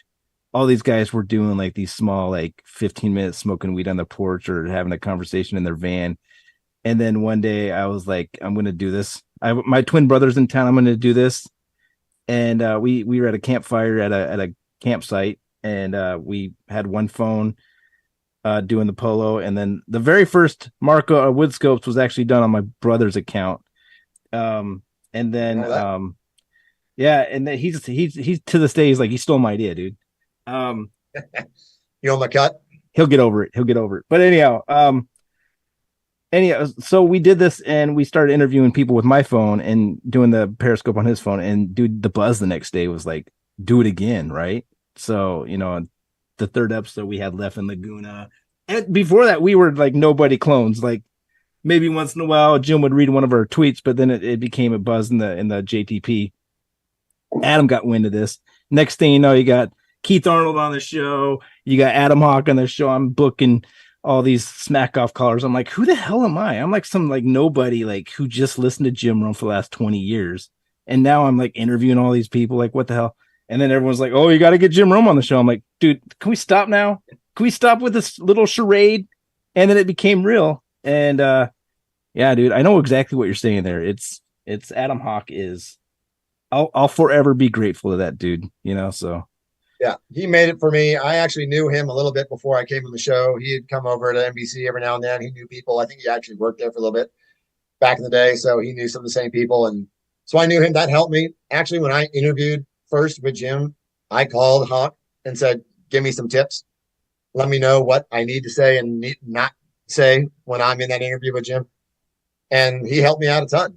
So with that and some of the shit that we did while he was there just wouldn't be done now. You know, those shows right now have turned into just all sports all the time. There's no such thing as Softball Guy right now, or Murder Hornet Day, or anything with the clones, right? Has there ever been a segment, you know, with that focused on like the Silk election, or dude, that was epic. Tito Ortiz, the year of and, the Silk, Huntington Beach, and all that shit. Yeah, those are the best things of all time, and there's just no way that happens now. And again, I don't listen much anymore. I'm sure. Well, okay, you're onto something, because there was a feeling like there was a disconnect from us in the show, right? Like the last couple of years, but I feel like it's gotten better in the last few months since the last Smack Off. Anyhow, I feel like there's been a lot more interaction with the clones than there has in a long time. And dude, that's good to hear. I'm glad. Yeah, hopefully that something clicked. You know, I mean, he talked about the Woodscopes today. When was the last time he talked about the Woodscopes? And I didn't even tweet at the Jim Rome show. It was brought to his attention, and he read it, and I was like, okay, I love it, dude. You know, this is good. This is good for the JTP. You know, the show behind the show. I'm almost positive, and don't quote me on this, but I'm pretty sure it was Big Head that brought it to his attention. Atta boy. Big Head's my boy, and we were texting back and forth today, and he said I threw that out there to Jim for you. Nice, thanks, James. So, appreciate that. You're the man. Love you, buddy. Yeah, I do. I do appreciate that. You could hear Tom feeding him some of the stuff when he actually did it live. I mean, I've got the sound of Rome mentioning that if you wanted to hear it, but when he was like was yeah.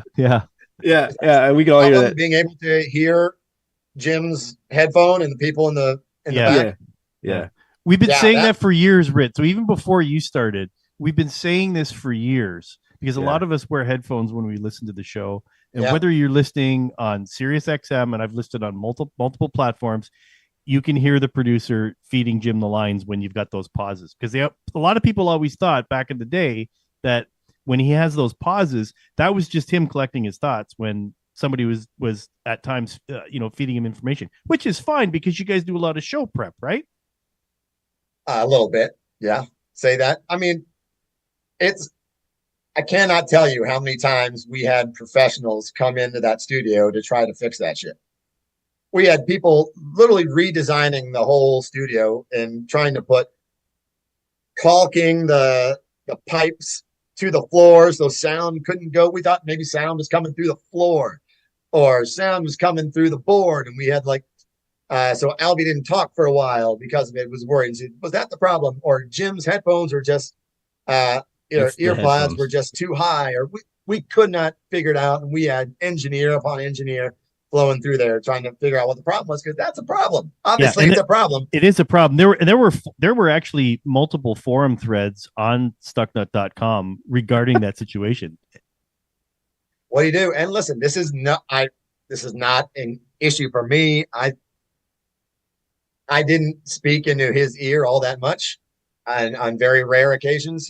But Albie is the funniest dude you will ever fucking meet. You never would see that unless you're actually in that studio with him every day. And he is a damn sports encyclopedia. Dude, no.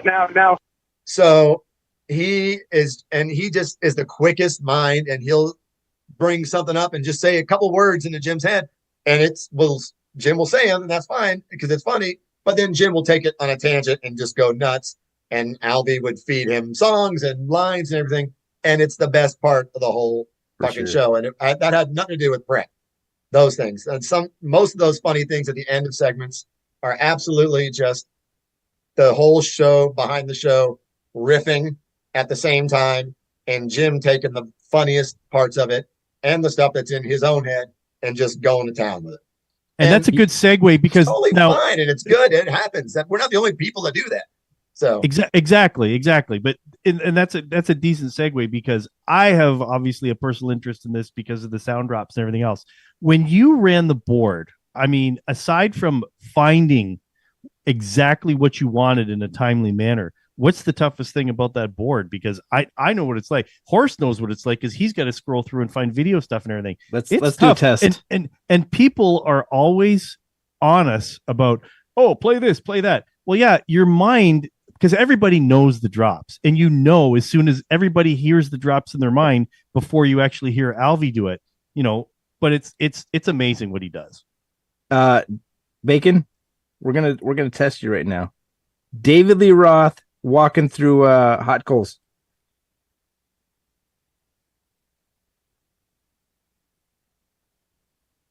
Whoa! He's 3 stories deep, man. He's already gone. I'm sorry, man. I put you on the spot. I'll tell you. I mean, and Albie gets a lot of love on the show from everybody. There's not a soul out there that doesn't love Albie, and there's a reason for it. Right. He is absolutely the GOAT. Yeah. When it comes to what it is he does, it is impossible. Well, what have you ever run the board? No, dude, I'm slow, man. I'm super slow. I don't even read the comments on my own chat. I have to have these guys do it for me. I have been in radio for at least 13 years before I got to Jim's show. Somehow in that 13 years, I had never run a board in my life. Nice. Alvin asked me to run the board about a year into the show so I could be a backup for him. And that was the very first time I'd ever sat on a radio board in my life. And next thing you know, I'm doing that on the frickin' Jim Rome show with 10,000 cuts that Albie is personally labeled in his own fucking language. In his own language, yeah.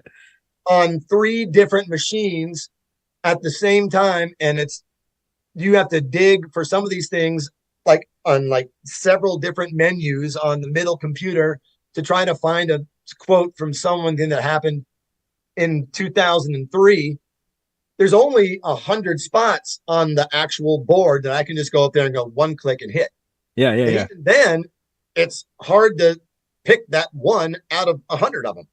So you want to say the dude no one is on there, and he said, okay, and next thing you know, I'm hitting Floyd Mayweather instead. He's right next to him. I'm easily hitting the wrong one, which happened many a time because I would play the wrong fucking close to the show.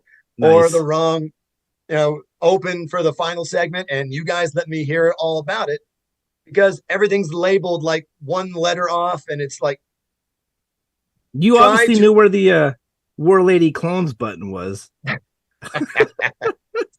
No, that's another question I had for you. Is like, dude, there was this relationship between you and Jim, and today he's talking about it. I love Ritt, and I could tell you love him too.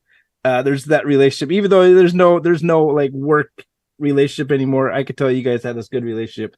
There's this thing that you guys had that usually he would only reserve for his executive producer, Adam Hawk, or you know, I don't know what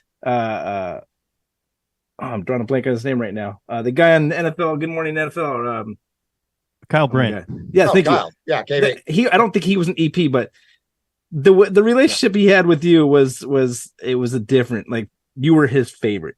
I mean, outside of Alvy, of course. Alvy's everyone's favorite. Can't beat that. No. And I felt that an awesome relationship with him. And I was kind of the designated punching bag at times. Like you said, yeah, EPs are always the designated punching bag, but mine was different. You know, mine was with age, or mine was with my name, or birthday, and a bunch of other stuff. And it became the Hot Chocolate Wars, and it became the God knows how many other things that popped up that clones brought up or that came up on the show, and me doing wrong drops and so me coming on the air and saying it's about time you had me on the show. Finally. You know, that was, to this day, I think that was Hawk's funniest. Hawk told me that was the funniest moment he ever had. Was me. So yeah, that's what I was gonna ask you. Is like, was this organic, or were you guys kind of like, let's do this thing, let's run with it? You know, like, I don't know, was that a lot of that? Like, well, the War Lady clones had me laughing. Do we have that? Bacon? That sound? Poor Diane. Niagara Falls, Diane. Yes, it's good to have you, Diane. How are you? War Lady clone. Damn, How Ritt. are you? Not going to take too much to elevate these calls, but anyway. Damn, Ritt. Damn, Ritt. Yeah. She was calling to like talk about the dead horse. Oh God, yeah. Right after that, he rips me for that, and then 20 seconds later, she's talking about his horse that passed away. Diane was actually in the chat earlier. Was she really? I love Diane's one of the nicest people of all time. Every time she called up, she would just thank all of us and be nice and cool. So she was cool with it. She got it, and she wasn't pissed at me for doing that. But I love the other thing the clones loved about Ritt was, dude, you got a good relationship with the clones if people are making parody songs about you. And I don't know if Parody Larry, you're out there. I don't remember if you had any songs about Ritt, but you had Susie and Wisco. That was the best one. You had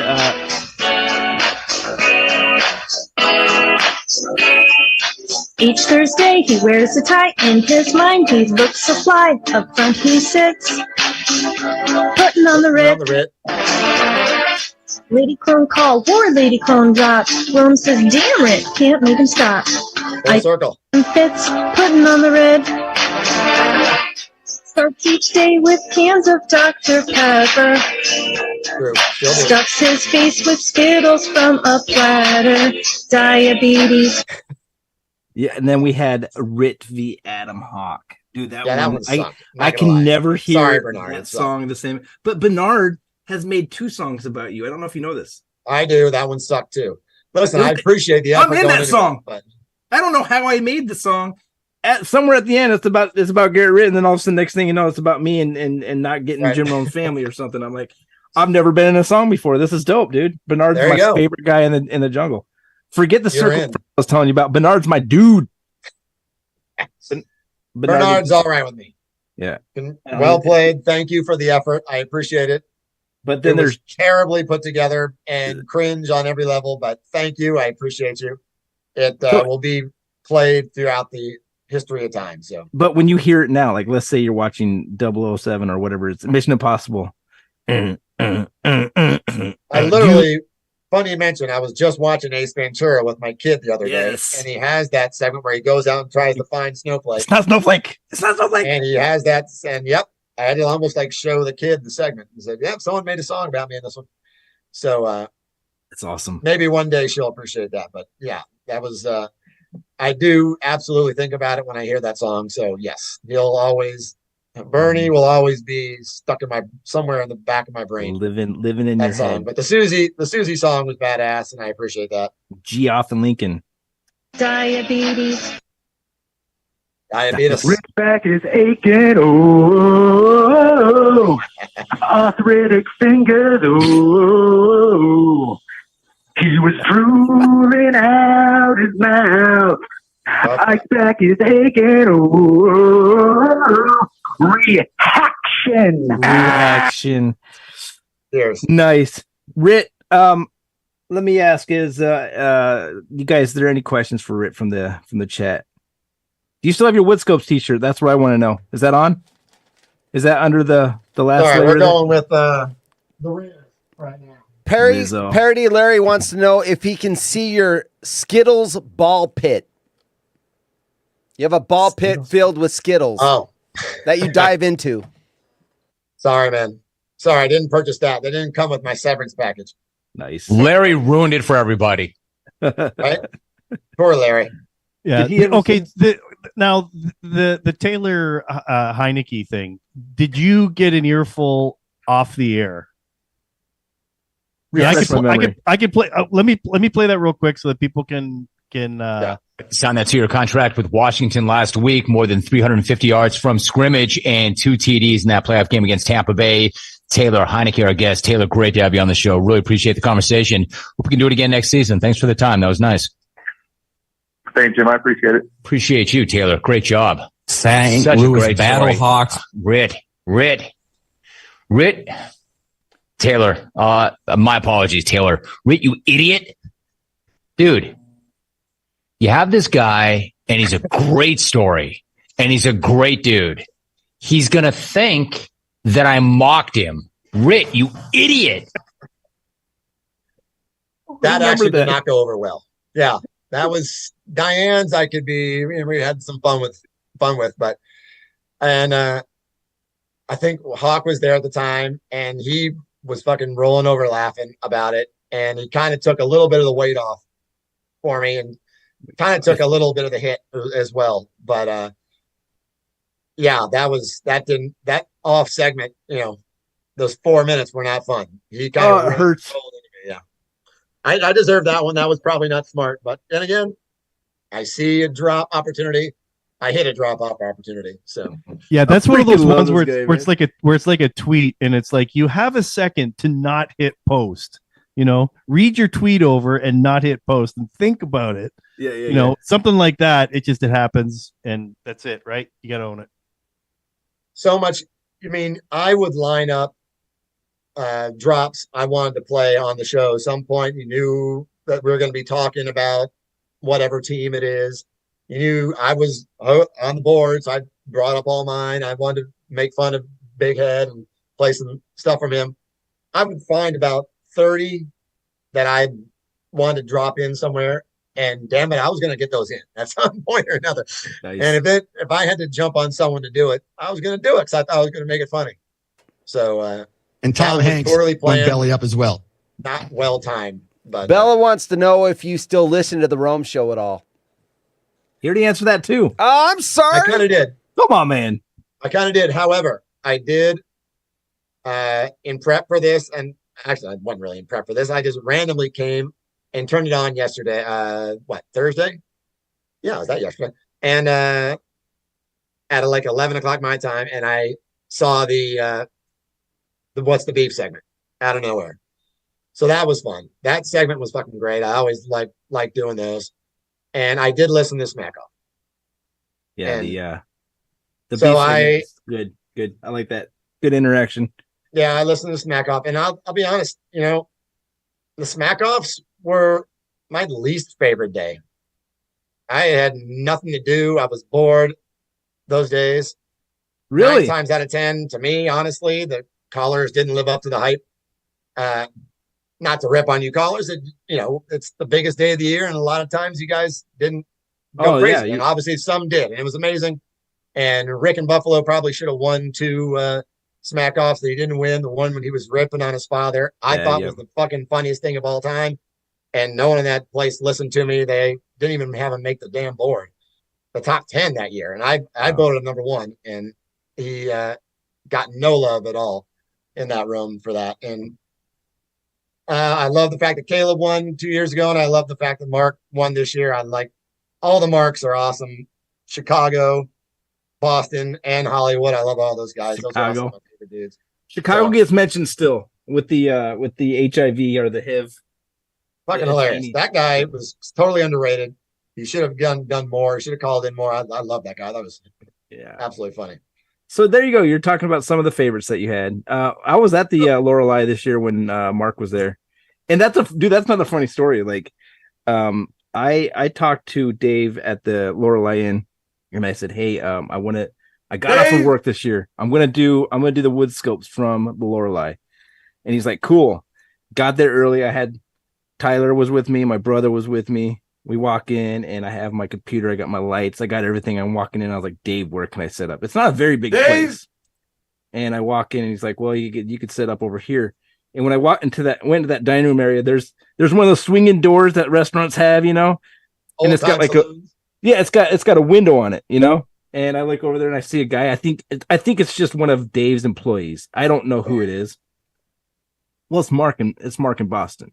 He sees me. I see him. We make eye contact. He thinks I know what he looks like in person. I've seen photos of him on the internet, and that's it. I don't know what he looks like. I couldn't pick him out of a lineup. And so he comes out and he's like, hey, and he reaches out to shake my hand. I was like, hey, well, how you doing? And I was thinking just one of Dave's employees, and he's like, Mark in Boston. I was like, what about Mark in Boston? What about Mark in Boston? He goes, I'm Mark in Boston. I'm like, no way, what the hell are you doing here? And it was like, I'm wearing a cow costume and I'm going to come out in the middle of my call. No one's going to know. I need you guys' help. So when I come out, I need you guys to boo. It's going to sound like a moo. So we were all like, there was a handful of us that were just like, when he came out, just went, boo. And then the rest of the crowd just picked up on it and did the same thing. So it wasn't Moo Moo Madison, right? Who was that guy? Moo Moo Madison. Help me out, Bacon. You guys know Moo Bacon Moo Madison, did that song? No. You're thinking of the Decamoo horse. Oh, no, God, Decamoo. Moo Moo Sorry, Madison was that not Benny? School. Yeah. I think that was Benny. I don't remember that. Is that this year? That makes sense. Yeah, I'm pretty sure it was Benny and Wisco. Yeah. Benny's fucking hilarious. Yeah, Benny's good too. Nicest dude ever. So I think I was invited to something down in SoCal at one point, and I actually really wanted to go, but it was kind of like shot down. Would have been really awkward to do, but it wasn't very far from us. I think the guys were having some kind of smack off party afterwards, and that was before we started going out as a crew after the smack off every year. So I almost went down, but I kind of felt, I'm going to have 2 beers. I'm going to start saying shit that I probably shouldn't be saying. So it was kind of a bummer. I was on the fence about going down to a SoCal smack off party at one point. Was that Dana Point, Hennessy's? Does that sound familiar? Probably no. It would have been a little bit too far. All right. So I know Matt and LA had a little something closer.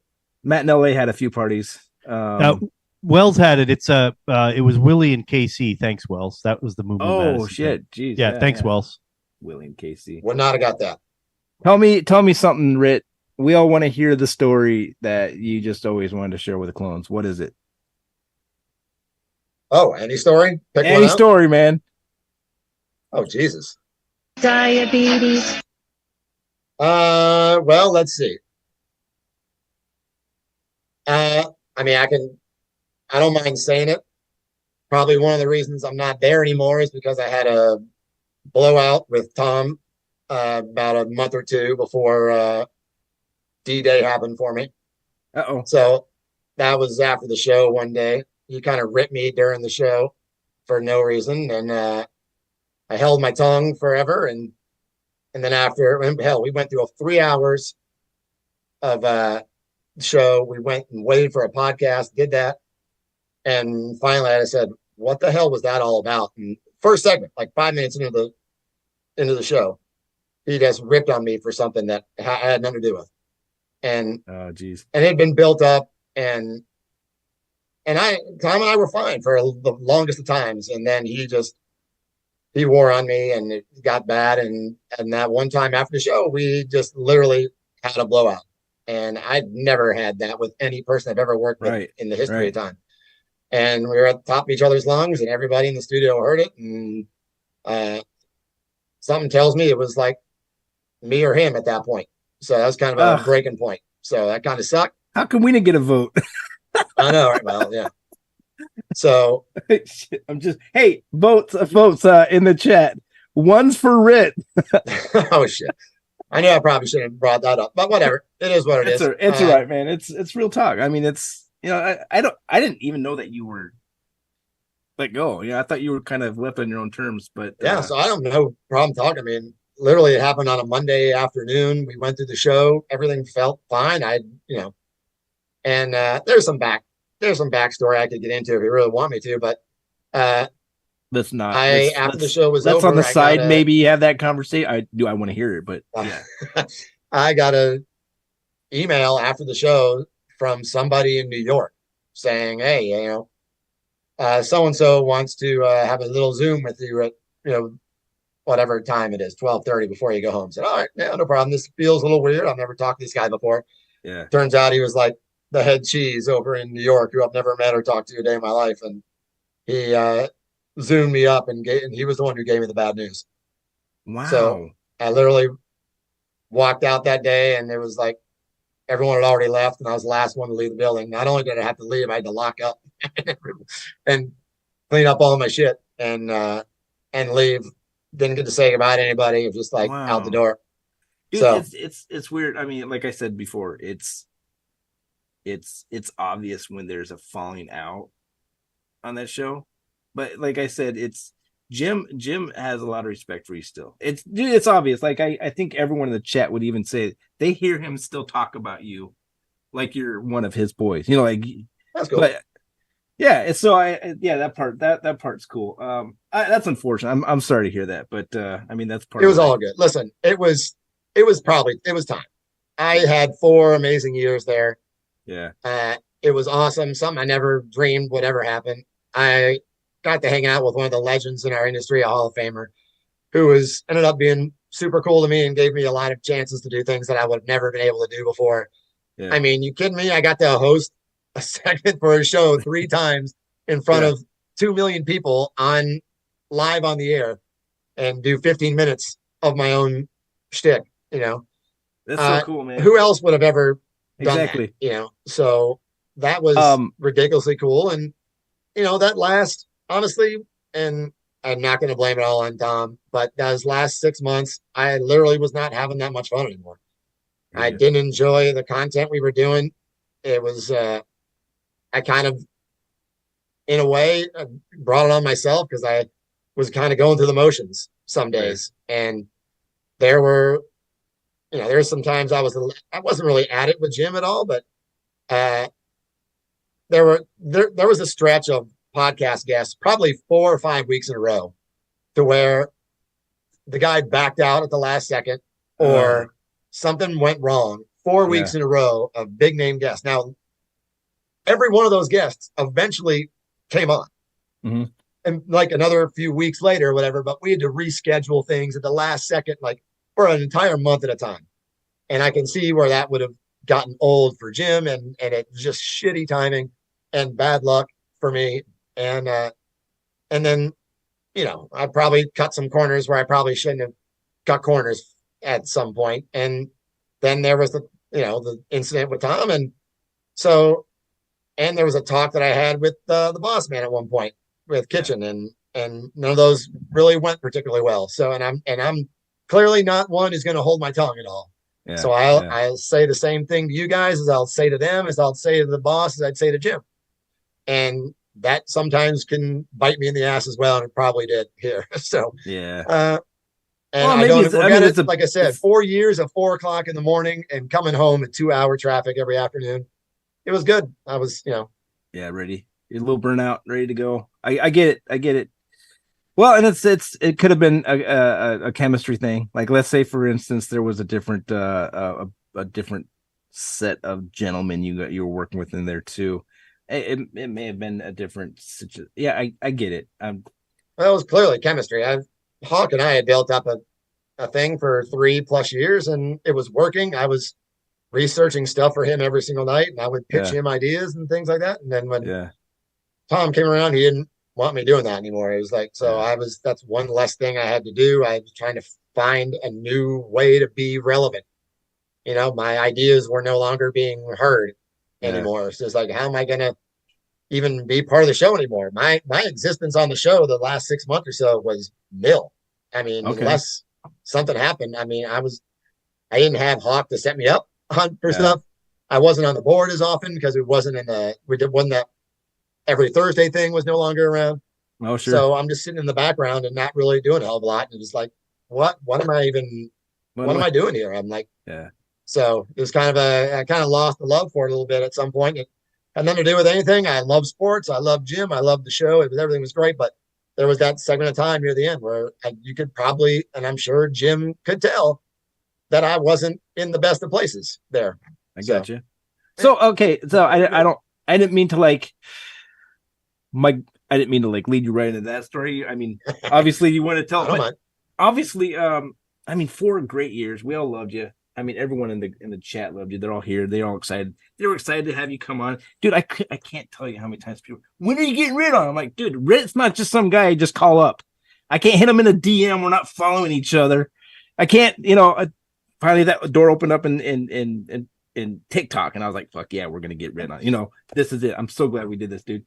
But there's got to be another. What's a happy feel good story? Where's the Woodscopes t-shirt, by the way? I want to know where that is. I don't know where that is, but here I do have the Cuddy shirt. There you go. I have that pulled out. Sorry, I had to pull out another Bears for you. Old school. That's all right, man. I'm just sorry in advance for what's going to happen to them on Sunday, but it's all good. Listen, I was born into the Chicago by my old man's military, so I actually never lived a day in Chicago. Yeah.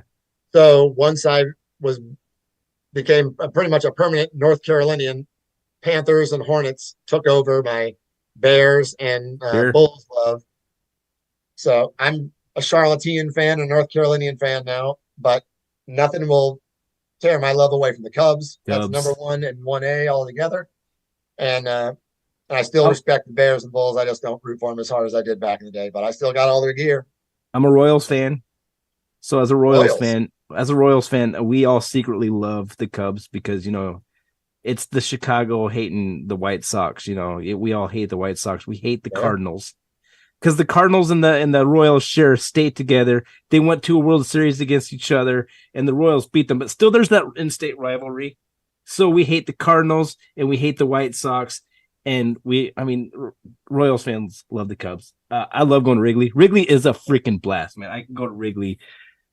Freaking love that place, man. I was there for the 2016 World Series, baby. Nice. On the door, mind you. That would have cost me like $8,000 to get in there, but we flew out the day before the World Series and stayed there for 4 days in Wrigleyville, just hanging out. My brother and I, and it was like the best thing ever. Last time I was there was the day after Jim Rome was on the Woodscopes. We hopped in the car. We listened to the first time we listened to Jim Rome, and the interview was on the drive down to Chicago. And it was like, we were still pinching. We just had Jim Rome on the, did we? No. Did that happen? It happened. So, yeah, it was cool. We went down there and, this has only happened one other time to me. Only one time to me, Ritt. I was down there walking to the stadium and someone said, there's 12 wood. And I was like, my brother heard it too. I was like, yeah, okay. Woohoo. That's only because Jim Rome was on the night before. So that was kind of cool. You're famous. It was probably, what's his name? The Chicago guy. The one you just said, Mark in Chicago. It was him. Mark in Chicago. Or Dr. Dave. Walking the streets of Clark and Addison. Yep. It was Dr. Dave probably, actually. So. Oh, Dr. Dave. Oh, yeah. Dr. Dave in Chicago. God damn. His voicemails were terrible. You loved him. You couldn't wait to hear, here's Dave again.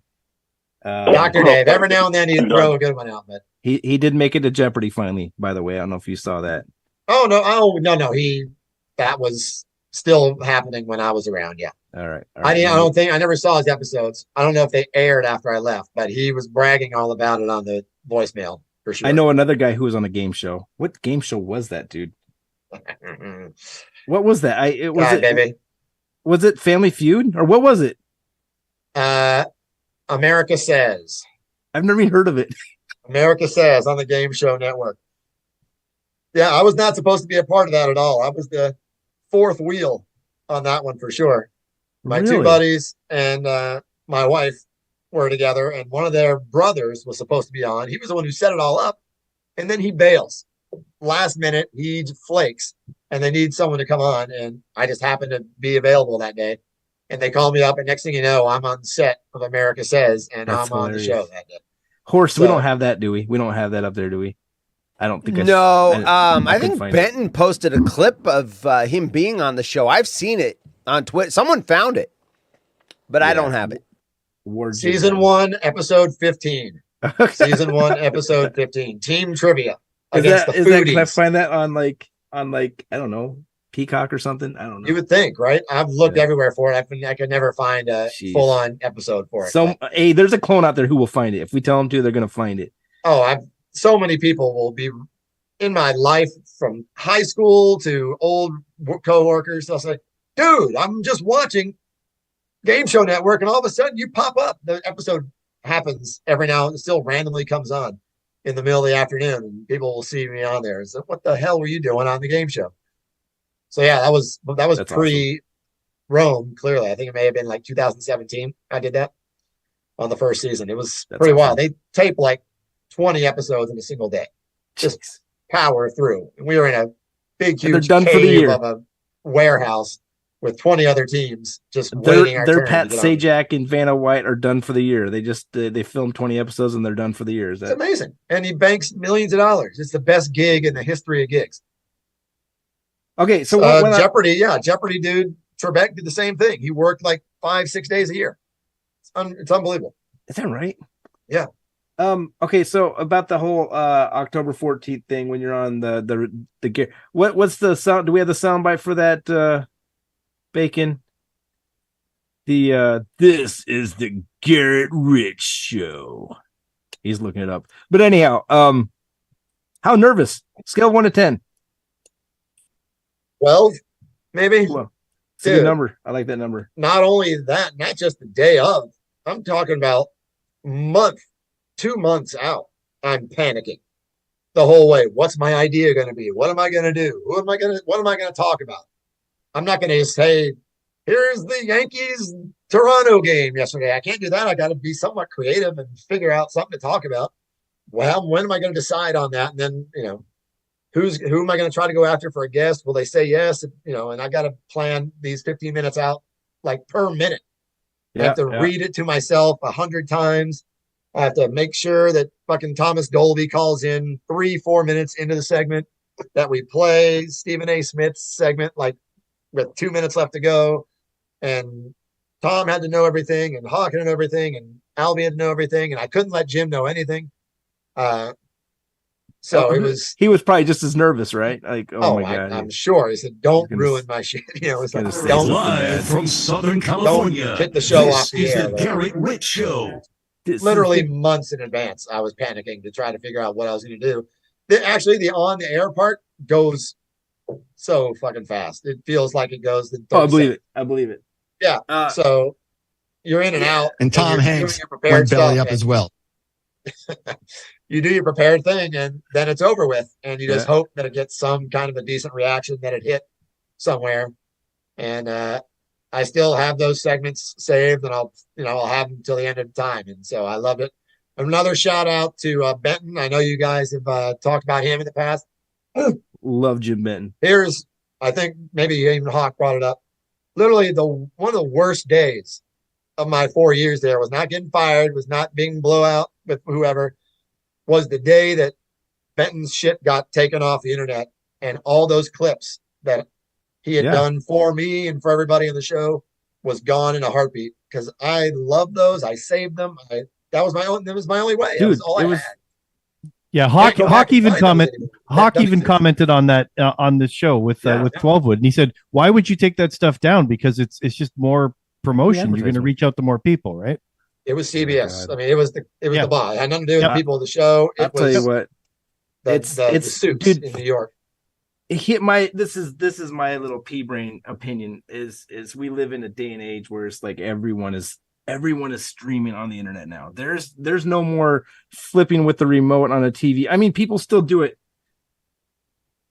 How is it that the Jim Rome show cannot be on YouTube?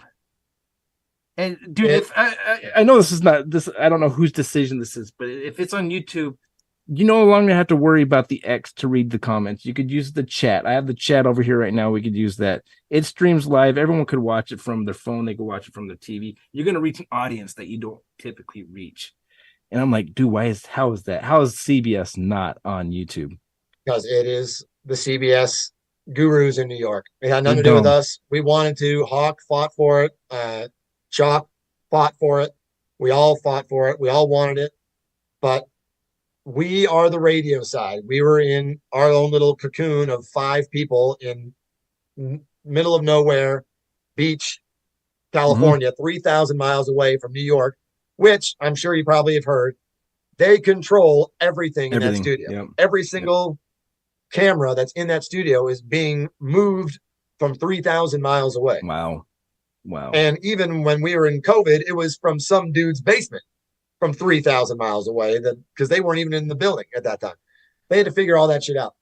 So TV is completely separate from us. They are unionized. They are completely different.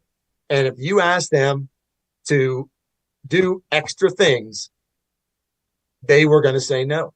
And they would not I get that. allow video to do extra stuff on YouTube. That's why we couldn't do video podcasts. We could do them on, we eventually were able to do them on Zoom and stuff like that. But CBS had nothing to do with it. They would not be involved. And we couldn't even barely put that. No podcast ever went out on the CBS Sports Radio Twitter handle or any social media handle. It was only on the Jim Rome handle because we had to do all that stuff in-house and ourselves. CBS Sports Radio helped us zero. So they still, okay, I get it. I see what you're saying. So you couldn't use the studio because it was owned by CBS, is what you're saying. We could use the studio, but we had to do it. And well, the cameras couldn't be used. The only camera that we could use was Jim's computer camera. That's lame. That's all. And actually, even on the Zoom calls, eventually, until finally on the show, they would do it, where CBS would hook us up and hook up guests through the studio. But initially, when we got Zoom guests on the show, and you could see Jim's face like yours right next to me and mine here, Jim could not see that dude. Wow. He never once could see the guest because it wasn't coming through CBS. Jim was still looking into the regular camera and could not see the guest ever when we had a Zoom guest. It was, dark ages kind of stuff. It was brutal, and it was all because of CBS in New York. Yeah. Didn't want to do the extra work. Didn't want to do it. Yeah, I was part of the audience when they went from radio to TV, and that was bizarre. That was kind of fun to watch, that whole inception there, and it was cool. But putting Jim Rome on a leash, that's weird. I don't know. I'm not a fan. He's your biggest name on your network. You pay him 10 times more money than anybody else that you got right there, and you wouldn't go the extra mile to pub the show. It made zero sense. Yeah. And none of us were all blown away by it because you have no record of the show for people to find. And especially for us, I wanted to have those fun segments from me playing basketball. I can't find them anymore. They're nowhere to be found. I was looking for those too. Like, what the hell? I was looking for those. That day eliminated years of material and everything that we had done up till then. All right. We can only get it on audio, and I have to ask Albie to get it for me. Someone out there. I bet Benton could find it still. Jim, if you're watching, find the basketball, the horse by yourself. I would love him to death if you could. Benton could. If anyone could do it, it's Jim Benton. If you hooked yourself up with Benton, or if you need to be hooked up with Benton, do it, because as a private thing, he would do it for you. I'm sure he would get you that stuff so you could have it. And the other funny thing is that there's a guy that archives stuff for free for the show and gets nothing for it, and that's where we're archiving. Yeah, we don't want them to shut him down either. Exactly. That guy is. No, that's. We won't say names, but he's got a rusty nut, if you know what I mean. Yeah, he's got bolts that need to be loosened. Is that signed, Ritt? Is that signed by Cruz Pedregon? Are you sure? Freaking love Cruz Pedregon, dude. There's my boy Cruz. Yeah. Caleb's dope too. You probably met Caleb, right? Green Bay? No, Caleb Cox, Cruz's right hand guy. I never met him. Oh yeah, he's been on the Woodscopes. He's got like his own MMA league in Indianapolis, where like they have pay-per-view, people are like real fighting and stuff like that. So Yeah. Nice. He's I doing think, well. he may have come in the studio once, like early on. Yeah. Then he never came back in the studio. I think once we had COVID, no one could come in. And then after that, I don't know, just didn't work out. But Yeah. they came in really early in my time there, I think. But I wasn't in a place to be the one shaking hands at that point. So sure. Well, I never actually met him. But I know who you're talking about. I know the name. Yeah. All right. Bacon, Horse, any final questions from the crew of the chat? What you got for me, fellas? Well, Larry's like posted this like 8 times. He's called me 3 and left messages. He really wants you to comment on. I don't like that call. on whether or not if you remember his voicemail from the podcast Aaron Rodgers, where he yes. imitated Aaron Rodgers. Do you remember that? No. That was before. You That don't was before remember? Ritt. Okay, Larry, we asked. Unfortunately, Larry. There it is. There you go. There it is. Hi, Larry. Sorry. Larry's a good dude. Like Larry. I love that he tried all the time. He was always cool to me on the phone when I talked to him. Larry, good on you. I hope you get the joke. Sometimes I think you do. Sometimes I don't think you do. So I don't know. But oh well, he says. We all appreciated you taking one for the team more often than not. So I talked to Thank you. Gerrit Ritt one time while you were on the show. Brian Weber was hosting, and I called in, and I was like, Gerrit, I'm nervous as hell. I don't call this show. I have a take. I think it's pretty good. Should I just wing it, or should I read the take? And you're like, just wing it. I'm like, I spent a day and a half on that freaking script, dude. But I did. I winged it. Me and Brian had a good chat. I love that guy. He's a good guy. So I was an easy one to get through. I wasn't as hard as some of these other dudes were. yeah. If you wanted to have anything, if I ever got a chance to be on the phones, especially like on the beef segments or whatnot, everybody got in. Nice. Go ahead, fire away. Unless you were Margot, then you couldn't get on. Sorry, Margot couldn't get it. Margot, you hear that? Ritt, I love you, man. Thank you so much for doing this. I feel it. Tell your wife I think you have a daughter, right? Tell him I'm sorry for keeping you so long on a Friday night, and thank you for sharing your time with us, man. The clones love you. We're gonna do this again at least once a year, once every 2 years. Catch up. I'm sure I haven't opened up nearly enough wounds out there, or ripped into I could have ripped into so many more people that I wanted to. So all right, well maybe we could dig maybe in one of those days. Yeah. next time. All right, Enjoy man. the I hell love out of you, it, fellas. Bacon. All right. Horse. Thanks, Ritt. Thank you so much for showing up, Ritt. I appreciate it. Love you. Had a great time, fellas. Y'all be good. Clones, love you. Peace. All right. Peace out. All right, you guys. That was Gerrit. I mean, he's still here, but we're gonna end the show here pretty soon.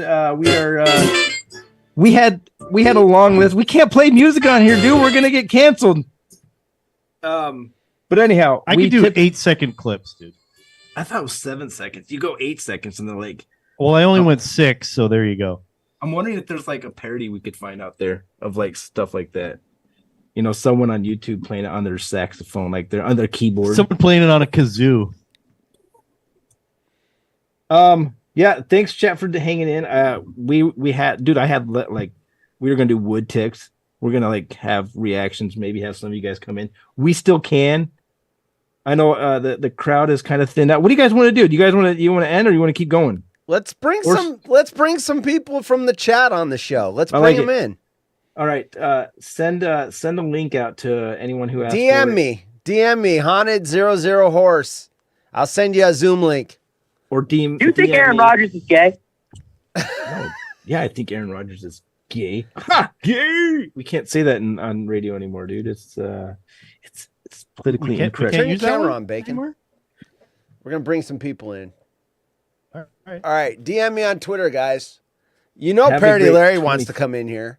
By the way, I found a clip of Gerrit Ritt on that American Says, but it's someone that aimed their camera at the television. So I've seen that one, yeah. I was playing that above his head. Wasn't a very good, picture, but that was funny. Did you want me to throw the video up there? Jim, you need to get in here. You got the video? No, me. Yeah, throw the video up. We're gonna bring in some people. DM me. I'll give you a Zoom link. Copy message. And I'm talking to the chat, not Bacon. Bacon already has the link. Who wants to come in? Yeah, we'll keep it going. Get your asses in here. Margot, you know you want to come on the show. Come on. Hello. Margot wants to be here. DM me, Haunted 00 Horse. Geoff wants to come on the show. He's got his own show. Have you seen that? Dude, I want to be on the show. Geoff I'm a Husker talks fan. about I should be a guest. Cornhuskers. I can't name a single player on the team. That's the bad thing. I just sent Parody Larry and my twin links to that. Anyone else? Give me one if you want in. Give me a one in the chat if you want to come in. We could do the Cindy TikToks. Cindy, you can request songs. We can't play them on this channel. Yeah, we can't play them because YouTube sucks. You motherfuckers! Y'all just a bunch of losers. Oh god. Okay, so let's chat for a second. Gerrit Ritt he wore his heart on his sleeve. I love the guy. You know, Rome, I heard that clip today. Bacon had it. Rome has all the best and all the love for the guy, and he's awesome. Yeah. While we're waiting, I can play that if you want. Ray, I'm not playing Moving in Stereo. No. Ray, moving in stereo? Wood. This is so weird. Is this true? Like, this is a real thing. How weird is this? So, Wood is on the X, and Wood hits us with this. Tonight, 11 Eastern, 10 Central, 9 M, 8 P. The awesomeness that is at Gerrit Ritt is a guest on the at Woodscopes. Yo, Bring Wood. it on. Great get for you, dude. An enormous get for you, brah. What, dude? Yeah. Takes him a while. Was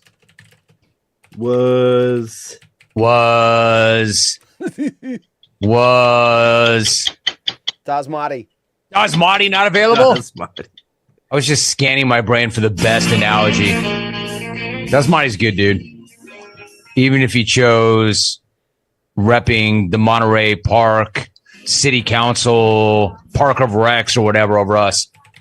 12 Wood has been promoting Gerrit Ritt as a guest, and I love Ritt. I'll always love Ritt. He's my brother from another. We have the same birthday.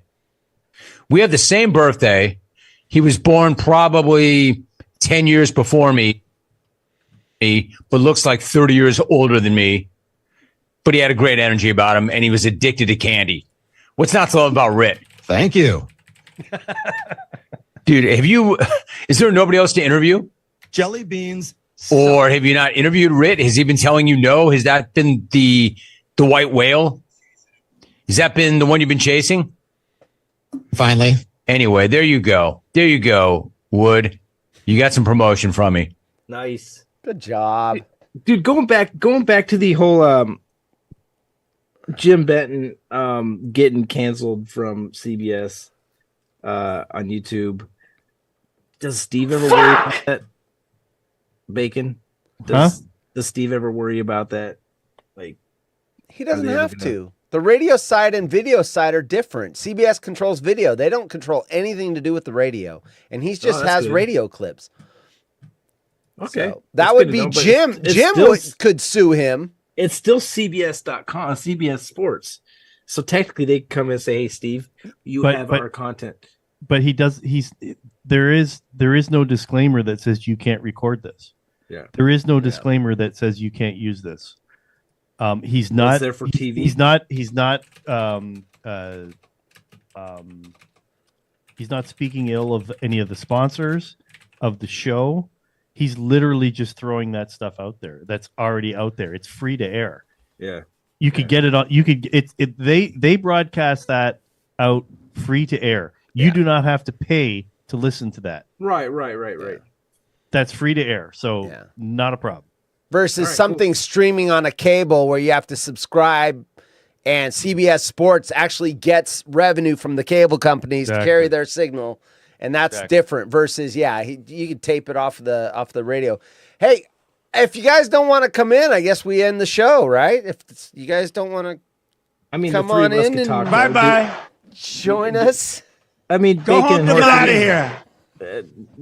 Takeaways from Gerrit Ritt. I mean, obviously, Get him out of here.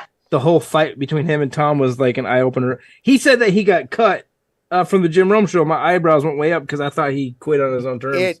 That was my understanding as well. I thought it was mutual, and we found out tonight that it was not. So the chemistry thing makes a lot of sense. Because, look, Hawk had his crew. What happens when a GM comes in to a new owner, fires a GM, and then they bring in a GM? Who's the first person to get let go within a year or two so it doesn't look obvious? The coach. Because the GM wants to bring in their own crew, right? To me, I'm guessing if Tom came in, he kind of wanted to have his own kind of hands-on and not have Hawks guys. That's just the way I read it.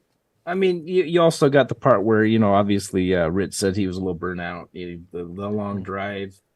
So there is a mutual understanding in there, and whether or not he was actually let go per se, I mean, that's to be determined. But I mean, he said he was basic.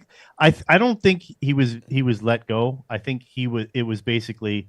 He said it's either him or me. I think he was let go because he said he got a call from New York, and he was but he had those discussions with New York with Craig Kitchen. Okay, he didn't say it was about the situation with Tom. No, he never said that. He never linked the two. Yeah, okay, but he did specifically say, in his own mind, it's either him or me. Yeah, and. Let's quantify that with the fact that, yes, I'm burnt out. And do I want to work in an environment that could potentially be toxic? No. So, what's interesting to me is we haven't heard the burnout. We've heard this before, and it's not a bad thing. It's just Austin Huff. I've heard it from Adam Hawk, and now I've heard it from Gerrit Ritt. That working on that show was a treadmill, and you can do it for so long, and then you just need to get away so you can have a life back. You've got kids and you've got family. And you can't do it long periods of time. Yeah, I mean, but you can do it if you're making $30 million a year. Well, yes, you can. and that's the difference too. Is I listen to Rome's stuff on the reinvention and everything. Is he is a grinder. He loves doing his job and he grinds. Well, if you're not maybe in front of the microphone. And you're the thing, I mean, it's kind of hard to keep that pace for more than 3-4 years. And then Tom will burn out too, I'm sure. Yeah. And let me just say this, though.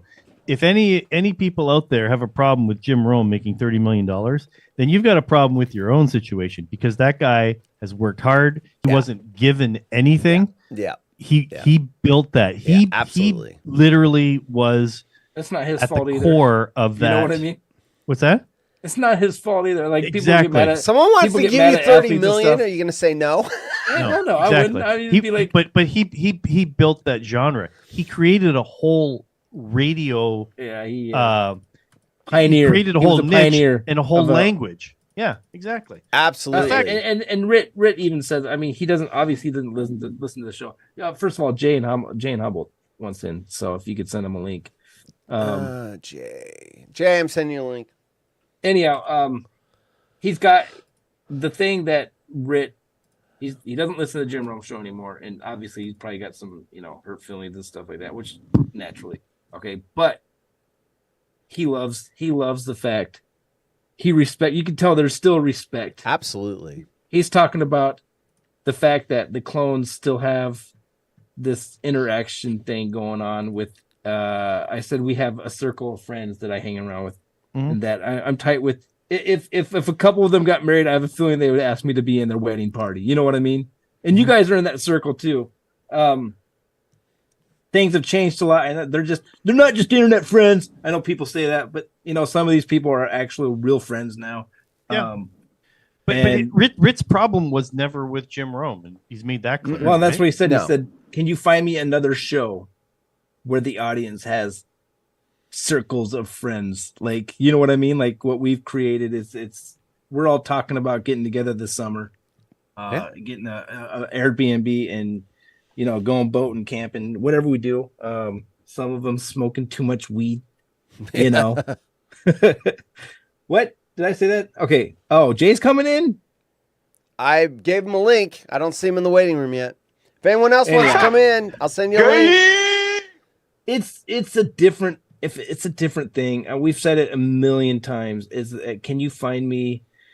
I know when Lev started the Ghostcast thing, he said that he's gonna have his first intention was to have people come in and start broadcasting games in their own way. What an idiot!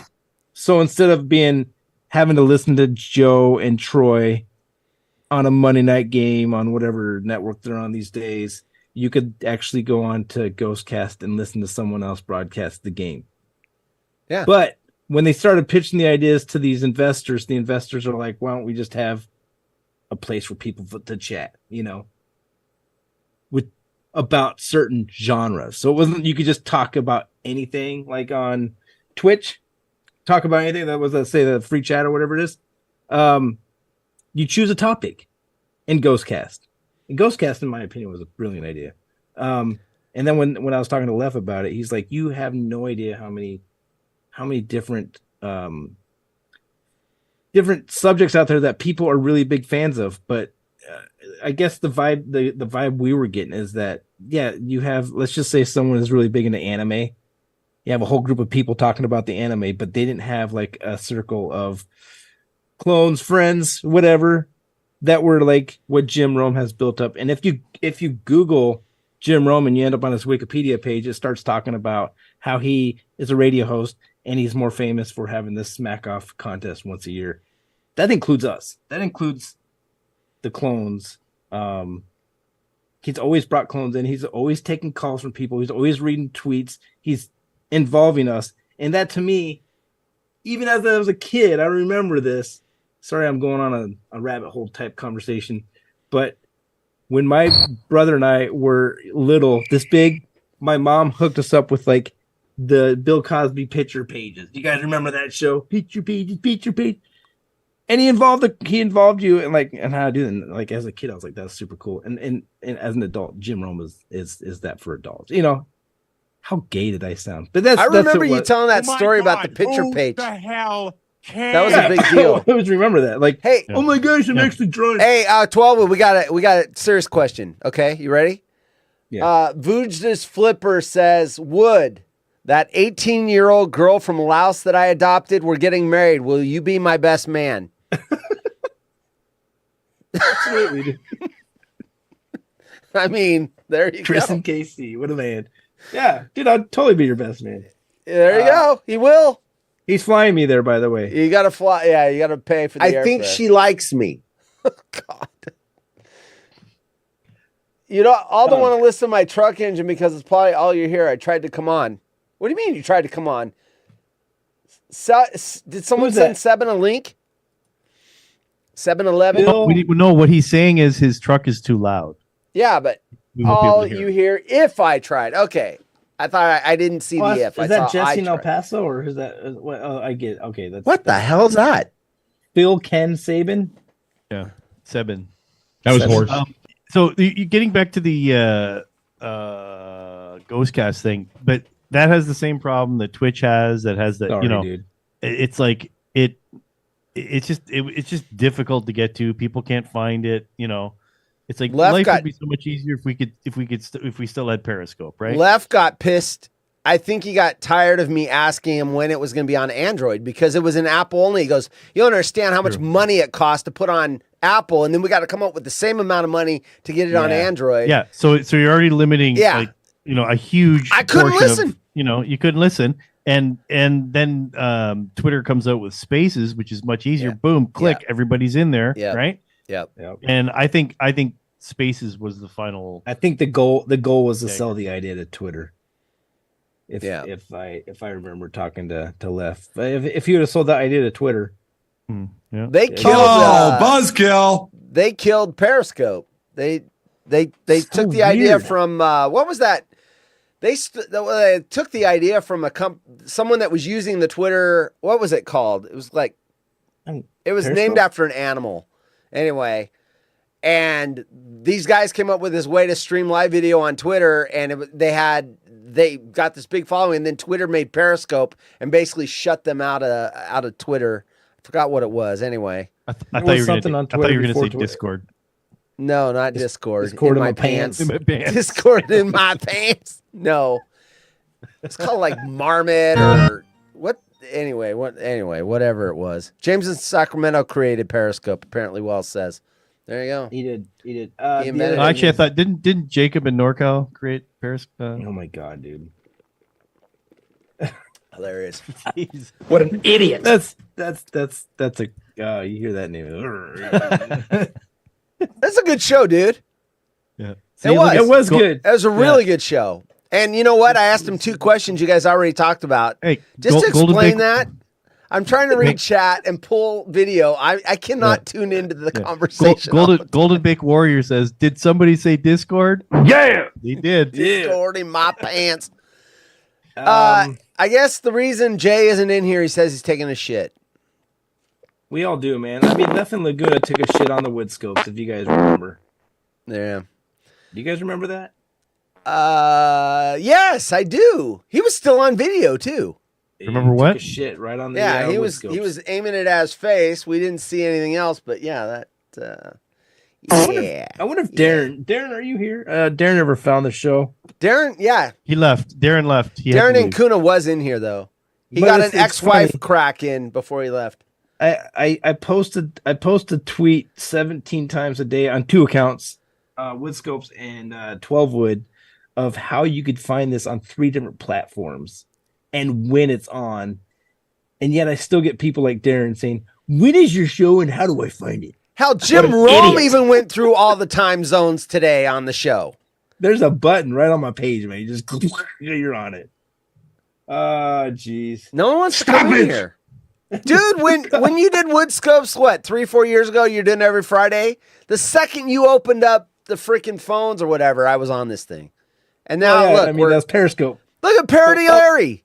He can't get a call on the show, but he can come on here, and he doesn't even come. Cobb lives in the van. Larry ruined it for everybody. He did. Hey, Wellesley, how are you doing? I heard someone make a comment about the big news. Is that out in the open now? Someone said he said it in the chat. Okay. Congratulations, sir. Yes. I knew first, but I'm just saying. Napes. Hi, Jerry. Wells in the 360. He's fat. He's fat. Wells in the Wells. Fat man. Ever be, why do you gotta hate? If he's banned for life, why isn't Wells coming? What's up, pig? Yeah, Wells never comes on these shows. He does not ever want to do it. He was on the Woodscopes during the Smack Off. Well, he hosted the Woodscopes. He's the only sub pimp you've ever had. No, that's not true. You've had others? Yeah. My brother's done it. He's done it 3 times, I think. Without you on it? Yeah. Oh, I didn't know that. I'd go to the casino with the bros. You can still find it on Periscope. Hey, Carrie's in. What's up, Carrie? Freaking. Hi. You could go back and watch the replay on YouTube. I'll even send you a link if you need that. Yeah, it was fun. Gerrit Ritt is a good conversation. I knew that was gonna be. There was a part of me that was like, what if I run out of questions to ask after like 3 minutes? And it's like, what am I talking about? It's Ritt. We're gonna have a good conversation, and it was almost 2 hours of just pure back and forth and reading your guys' questions, and there was shit we left off the table. Like there was things that talking about the whole playing horse by himself, just little things like that. And yeah, I know he had a shitload of stories that he could have shared. Dude, the funny thing is, the funny thing about him playing horse is I actually got a good drop from that, and I'll probably use this on the waterhole. What, for me? So, horse was widely clowned as a failure. Oh, wow. Haunted horse poop. Wow. Is that a good one? Yeah. So, Horse was widely clowned as a failure. Gosh. Where'd that come from? Today? He was describing when they had they were doing the horse competition on the TV because there were no sports, right? And then he was just describing it's on the take box. It's in the take box. I can send you the link if you want. Hey, Chris and Irvine, I'm sending you the link. We got Chris and Irvine that wants to come in. Hi. Can we take a vote on that Chris and Irvine guy? I don't know him, so I'm going to say no. I mean, he's watching. Shit. I'm gonna Okay, yeah, just get him in here and then Gambo Chris.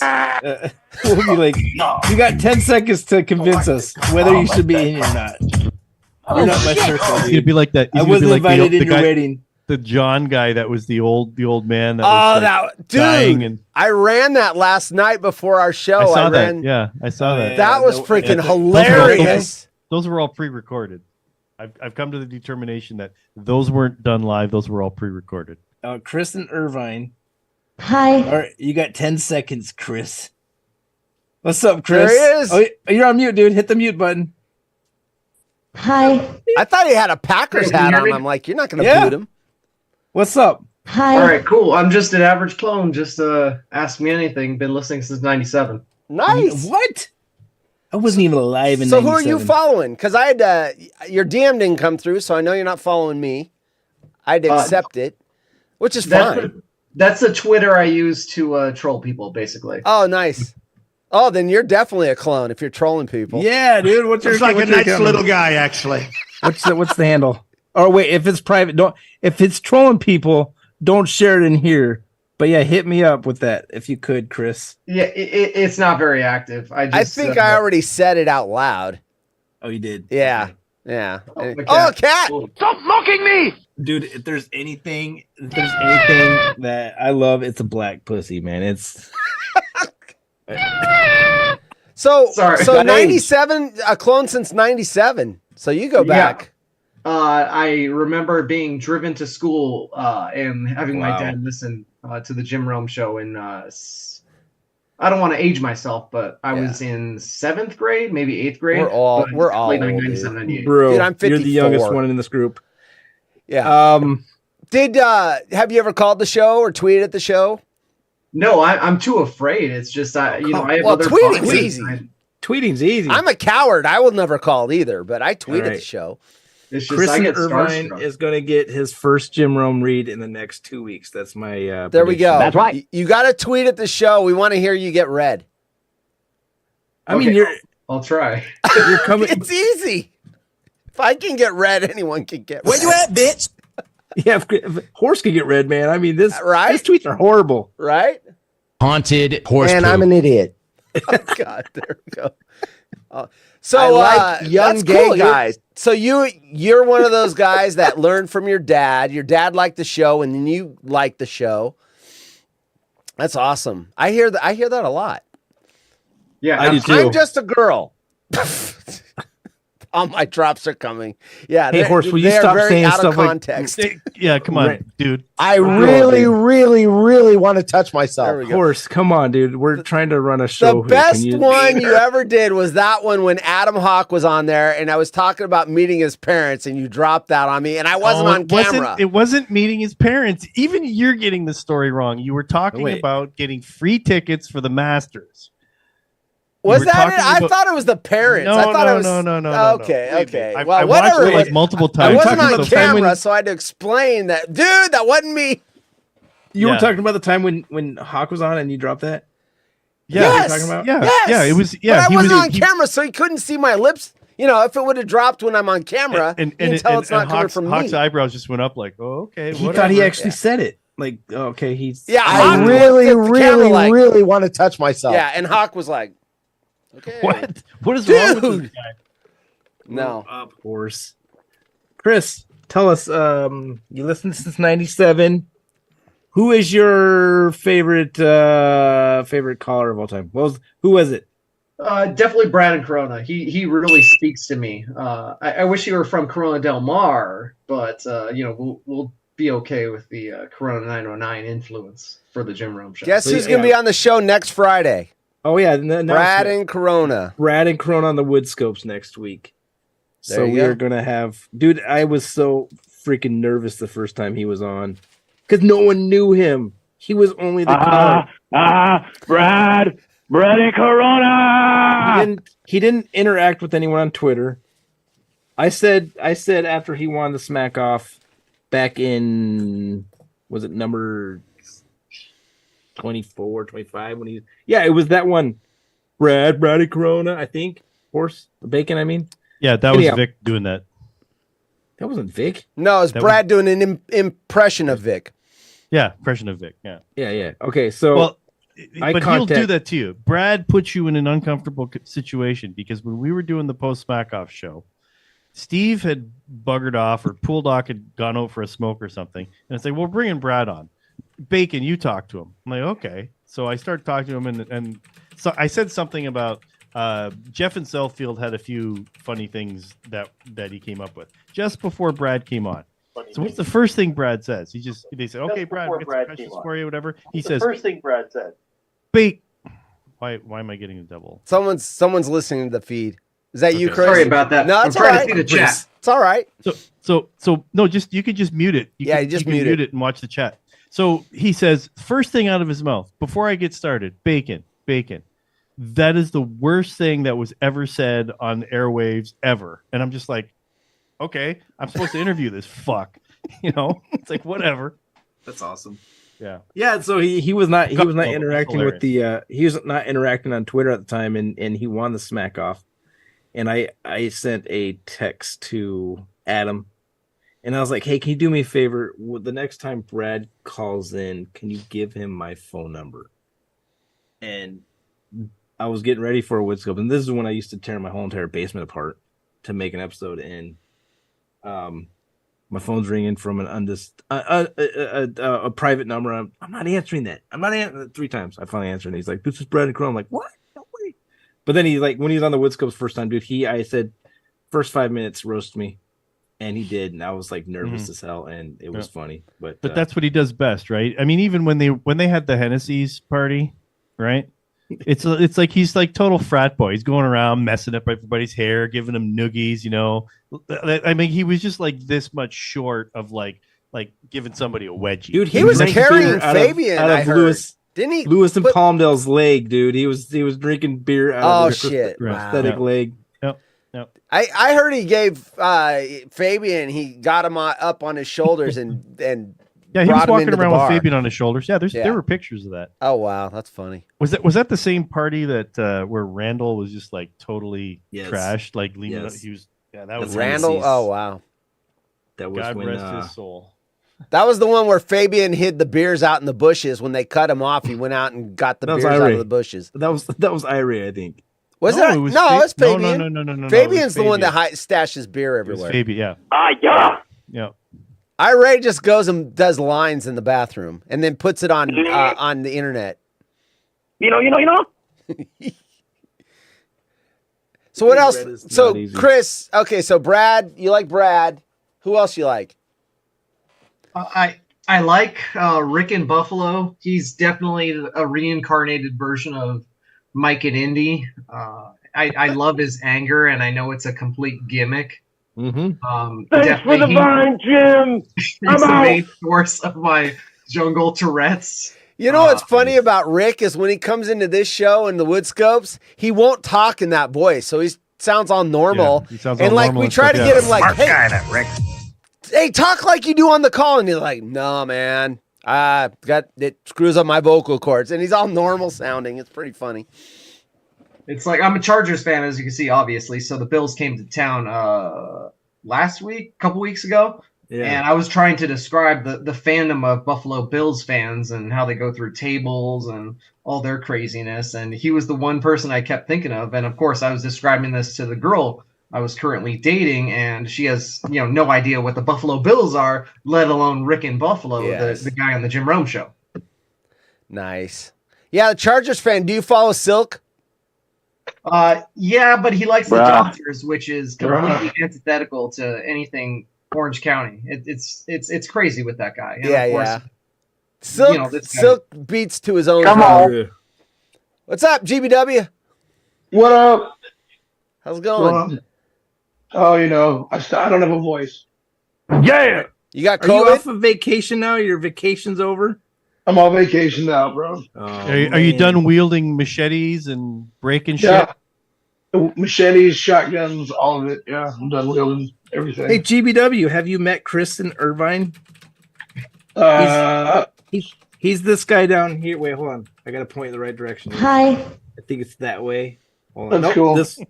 This way. Hi. Yeah, I was listening in, and like, why does he look like a baby Left or something like that?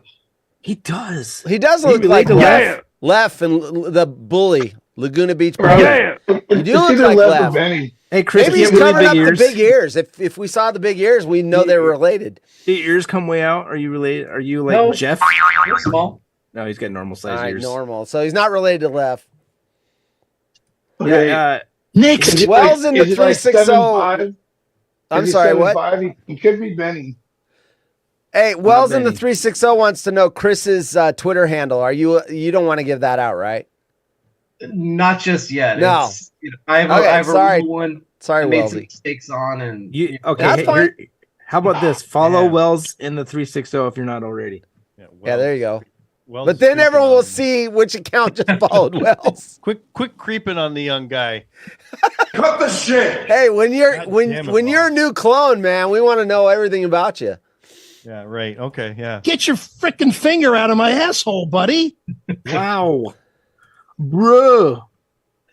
Hey, GBW, I almost gave you Yeah. credit tonight, man. That's cool. For what? I was explaining to Ritt how I came up with the concept of the Woodscopes. And, Oh, snap. the part where I called other clones was something I stole from you when you called Shay from the Bay.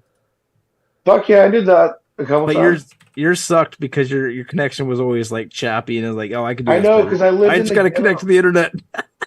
I lived in the ghetto, and I was piggybacking off my neighbor's Wi-Fi. I miss the mariachi bus. Dude, That's whose Wi-Fi it was. He stole the password.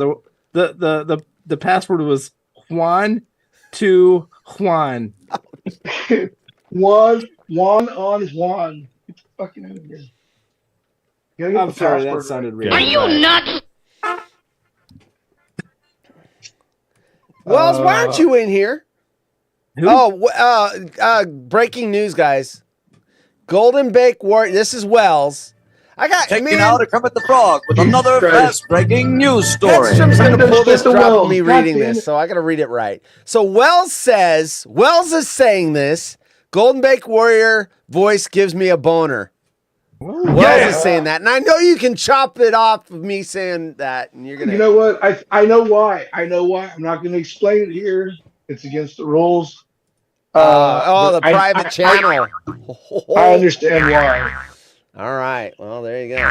Wait, Wells isn't Some in of- that some group of- anymore, is he? Some of the rest of you will understand that too. Wells isn't in that group anymore. No, we shunned him. He was. We shunned God, him because Purged him. he was showing too many dick bones. Yeah, well. Dick bone. And then Vuja's Flipper Get wants outta a here. picture of the boner. So Oh yeah, there you Of go. course, 'cause why wouldn't he? Carrie says, GBW, nice to see you. Carrie's Who awesome. said that? I want to see more pictures of horses, Carrie. Oh, you're talking Carrie about Carrie Lamy. Lamy? Okay. Lamy. It's LeMay. I don't mean LeMay? to correct everyone. I even corrected Jim Rome on that. I felt Right. like a dig. You know, you don't correct Jim Rome unless he calls your show. Well, Wood's like a name knock, Corrected. Well, that's right. I mean, He's like, oh, Carrie, I like Carrie Lamy. I was like, it's LeMay, dude. Get it right. LeMay. Right. There you go. Yeah, Rome. Come on, man. Carrie, give me a one. Haunted if I was horse. Wait, correct. you know something I don't know. Yeah, That's it's how you LeMay, pronounce her bro. name, supposedly. Supposedly. Supposedly. All right, here's what's up, horse. Are we gonna play? Are we gonna play the TikToks? Before Oh, we you're go? going to dump that on me? What? What? Carrie, you did correct. What? I did correct him, but am I correct in saying it? It's LeMay, right? What? Right. Okay. That's right. Yeah, we want phonetic. You did correct him. Yeah. I should start efforting the clones on what questions would you ask Jim Rome if he's coming on again? Because we got to get him on. He's not gonna avoid that forever again. Dude, you got to do more shows, man. This one show a month isn't gonna get him excited. What kind of radio show is this? A month? I could have sworn he's only done. My last episode was in July, dude. One show a year. That was J Stu in July. I had a nice little break. I was taking a vacation. So LeMay is the correct. She said you got it. Yeah. It's okay, LeMay. LeMay. Awesome. Nice. Adios, people. Have a great night, everyone. Bye, Cindy in Milwaukee. Bye, Cindy. Thanks for coming. Thanks for Cindy. watching. We love you. All right. Are we doing the TikToks?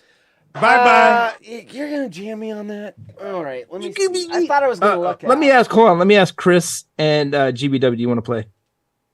Yeah. Play. Yeah. Yeah. All right, hold up. Let me. I got to. We watched TikToks and we had to react before the In, out, 3 times. Something bad or something crazy happens to the person on the video. All right. Let me. I'm Like editing. trying to call it. Where's my Zoom link? There it is. What's gonna happen? You drank a lot. Yep. Typically. Come on, horse. Oh, don't you, man? Send this to me last minute. Does anyone in here know how to kill a mouse in the basement? All right, are we up? Yeah, there we go. All right. There we go. Who are we missing though? There's 4 people. Someone leave? Dave. Is GBW gone? GBW's Dave. not. I'm here. Well, you're not showing up on the screen.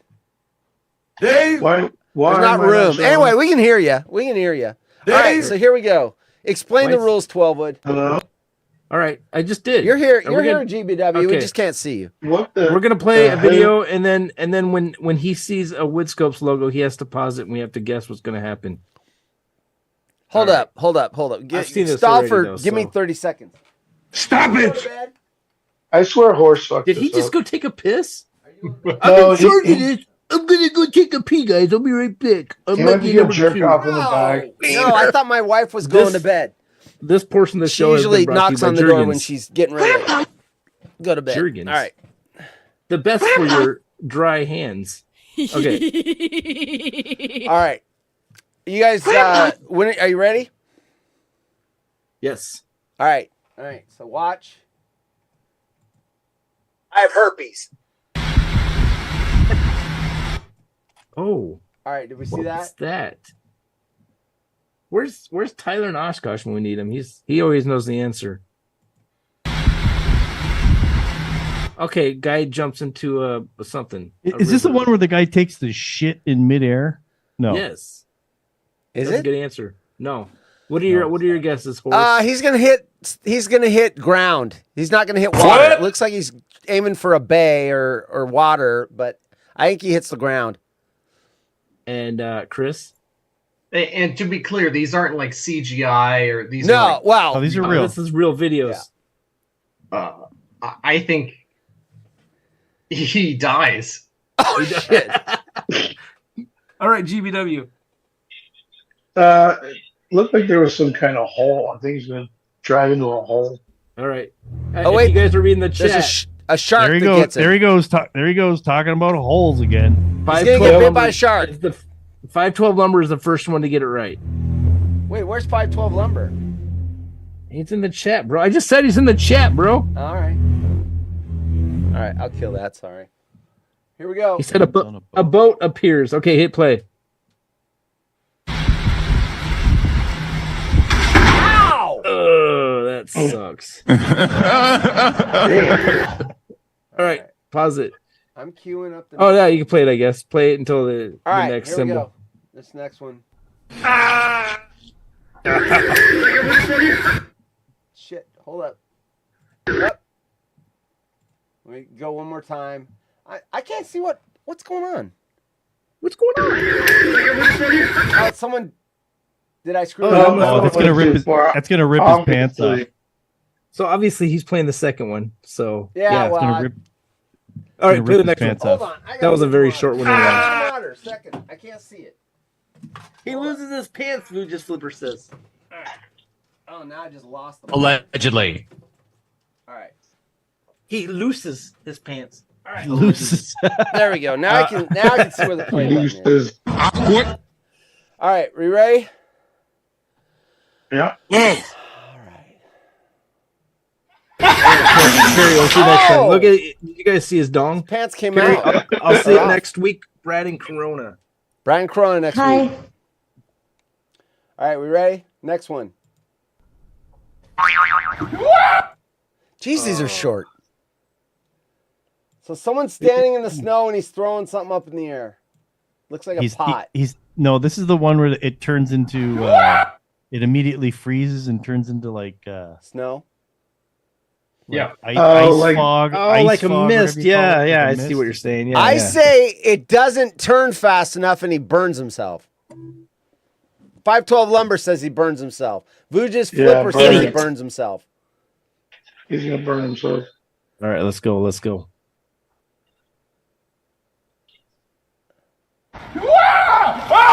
Oh shit! Oh God! What an idiot. You know what? We should not let Vuja's Flipper play this. He's already tweeted all these things, dude.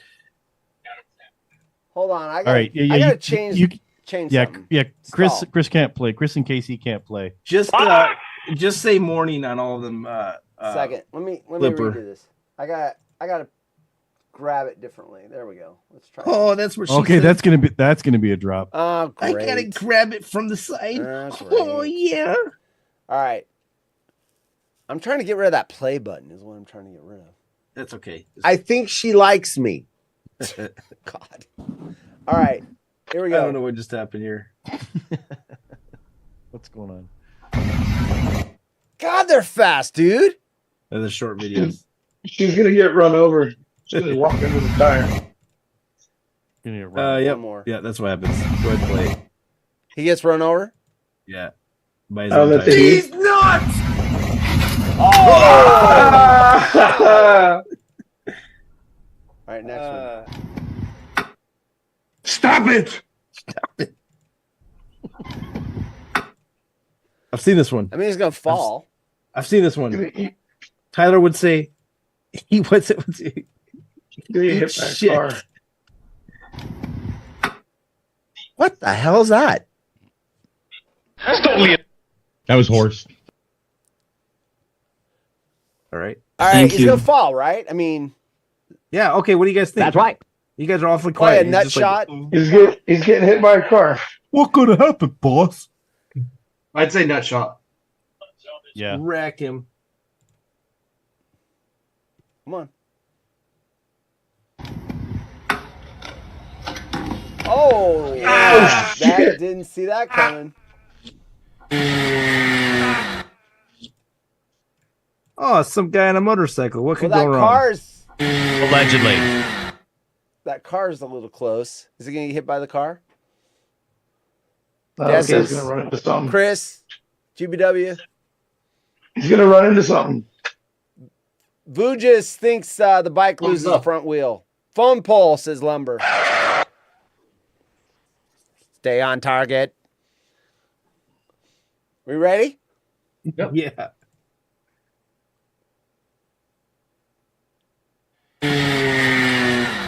Oh, the tire. Oh, Flipper. I should read this. Damn you. Stay on target. Vuja's got every one of them Stay right on so far. target. I don't know why. I don't know how he knows this. Chris has nothing Got better age. to do than watch these shit. He's got all day. AIDS. Got age. He 30 had age. seasonal allergies. 30, whatever that means. And when he had those age, Snot's going to come out the nose. Yep. Ooh, that's a good answer. Vomit? I don't. It's definitely gonna be snot.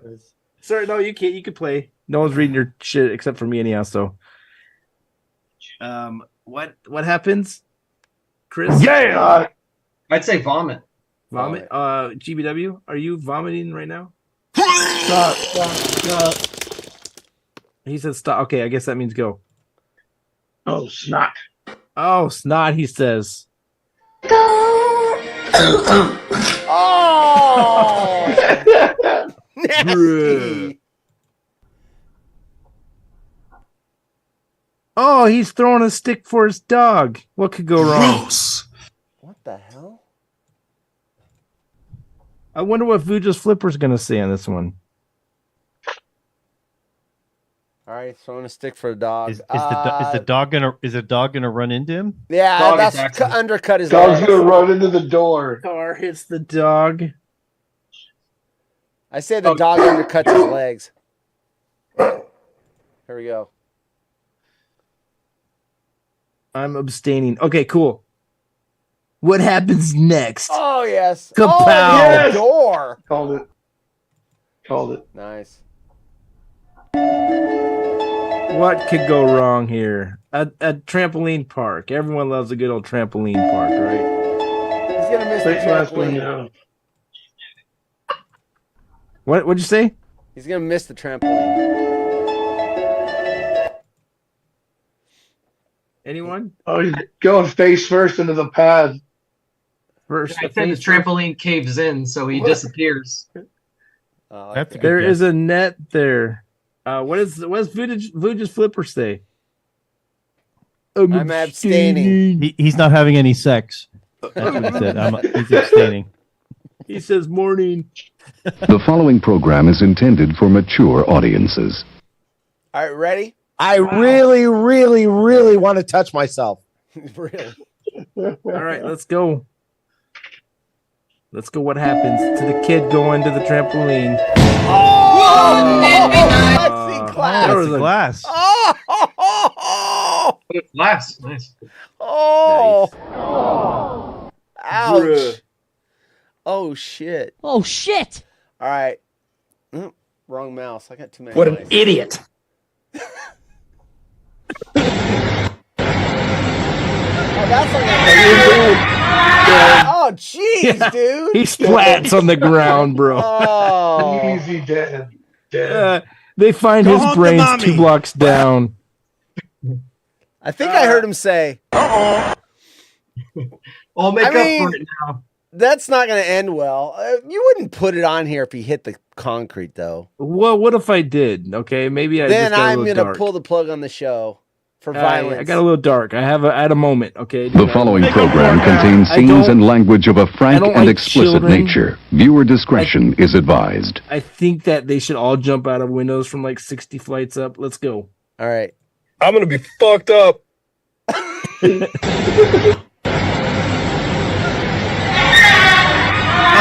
Splat, dude, hit the ground. Oh, dang it. Yep, he survived. Wow. My bad. Wow. That was cool. That What kind of was- show are we watching now? Who's posting this stuff? That's just bad. All I right. see a cursor moving. What kind of radio show is this? Oh, a basketball stuck. Okay, all right. Let me just throw a shoe at it. Let's see. What's the trajectory of the shoe? The shoe's The going to hit shoe's the going backboard over and the hit fence. someone in the face. He's gonna go over the fence. He's gonna lose the shoe. Yep. The shoe's going to hit the backboard and shoe. hit someone in the face. Ooh. Lumber shoe in says the face. bounces back and hits him in the face. Okay. Yeah. What did No, Bacon say? shoes going bye-bye.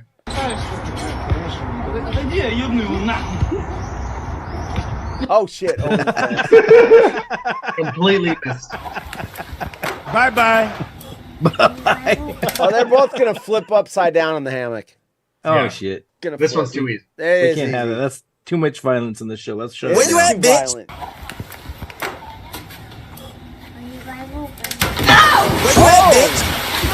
Yeah. Dude, that guy got up so easy. She ended up in the drink. Nice. That's funny. That's my favorite. That's funny. Totally trashed. That chick got totally trashed. You are big and fat. Jeff, they're it's off for you. longer. There's a replay on YouTube. You can go check it out. Oh yeah, the bug crawls in his mouth. I remember this one. Should I just play it Yeah. then? Nope. What else is everyone guessing? What bug?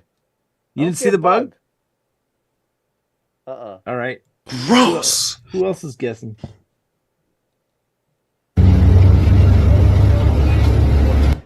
There's a bug in his mouth? You didn't see it? Oh, it's Don't a feel cricket. good. It's got crickets. GPW's like, oh, I'm playing a video game. What happened? Yeah, I'm What happened? I'm playing Madden 96, man. Come on. 21. I see you're drinking 1%. Is that because you think you're fat? All right, play it, dude. Like the video. There's the bug. Gross drool. Oh, How many people that happened to? I can tell you a story that happened to me one time in school. it happens to you all the time. I know. Hello. I fell asleep. I fell asleep in class one time. You hungry? Oh, little tipsy, do I they mean, she's not? gonna fall off the edge. Just What which could happen way? to a couple of Great girls? ass! Hey, baby, you looking for a party? All right, She's gonna fall. guesses, everyone. Good guesses. Okay, someone said fall. Great ass!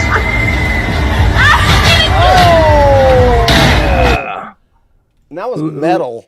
Who said the girl behind them was gonna go falling? I didn't know there was a girl Nobody. behind him. What? What the heck was that? Nobody. What? Oh, Liz is here. Right? Hey, Liz. Where? Stop playing. Oh, there's a snake in the fan. What could go wrong? There's a snake in the fan? There's a snake in the fan, dude. There's a snake. I've heard a snake in the grass. It's gonna get its head cut off. There's a I'm snake not happy in with the it. fan. What And could that thing's possibly? gonna drop. This is in Florida. Look at the Florida State Seminoles helmets. So Florida guy is involved It's here. gonna get whacked. What the hell happens? What happens here, guys? It's going Yeah, flying. the snake's gonna go flying. What the hell? I love how all of you guys are speaking up here. Let's go. Oh, cup.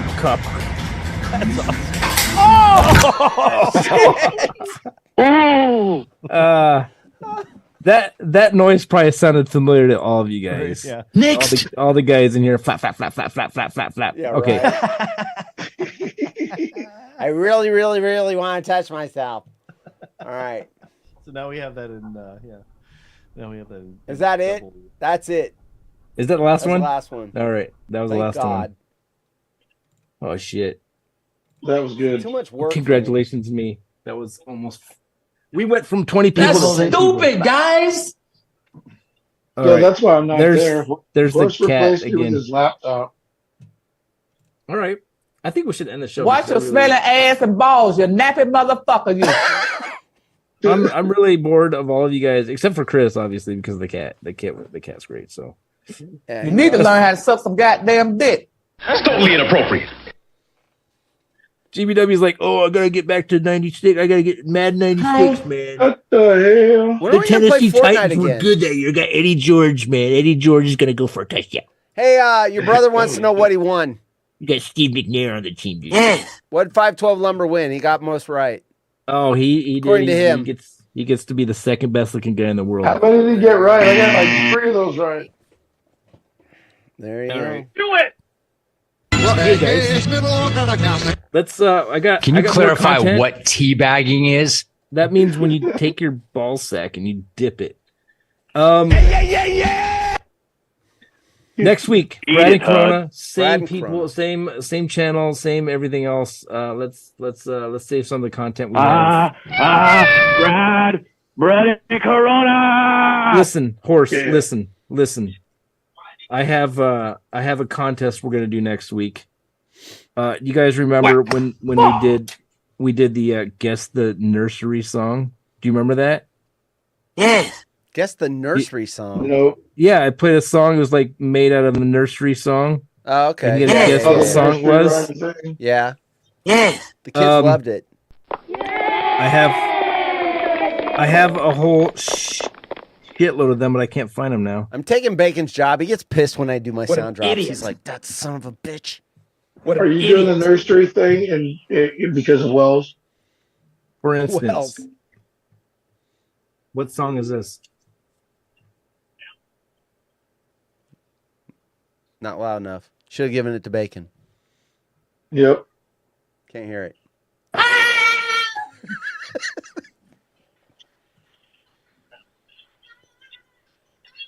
Can't hear it.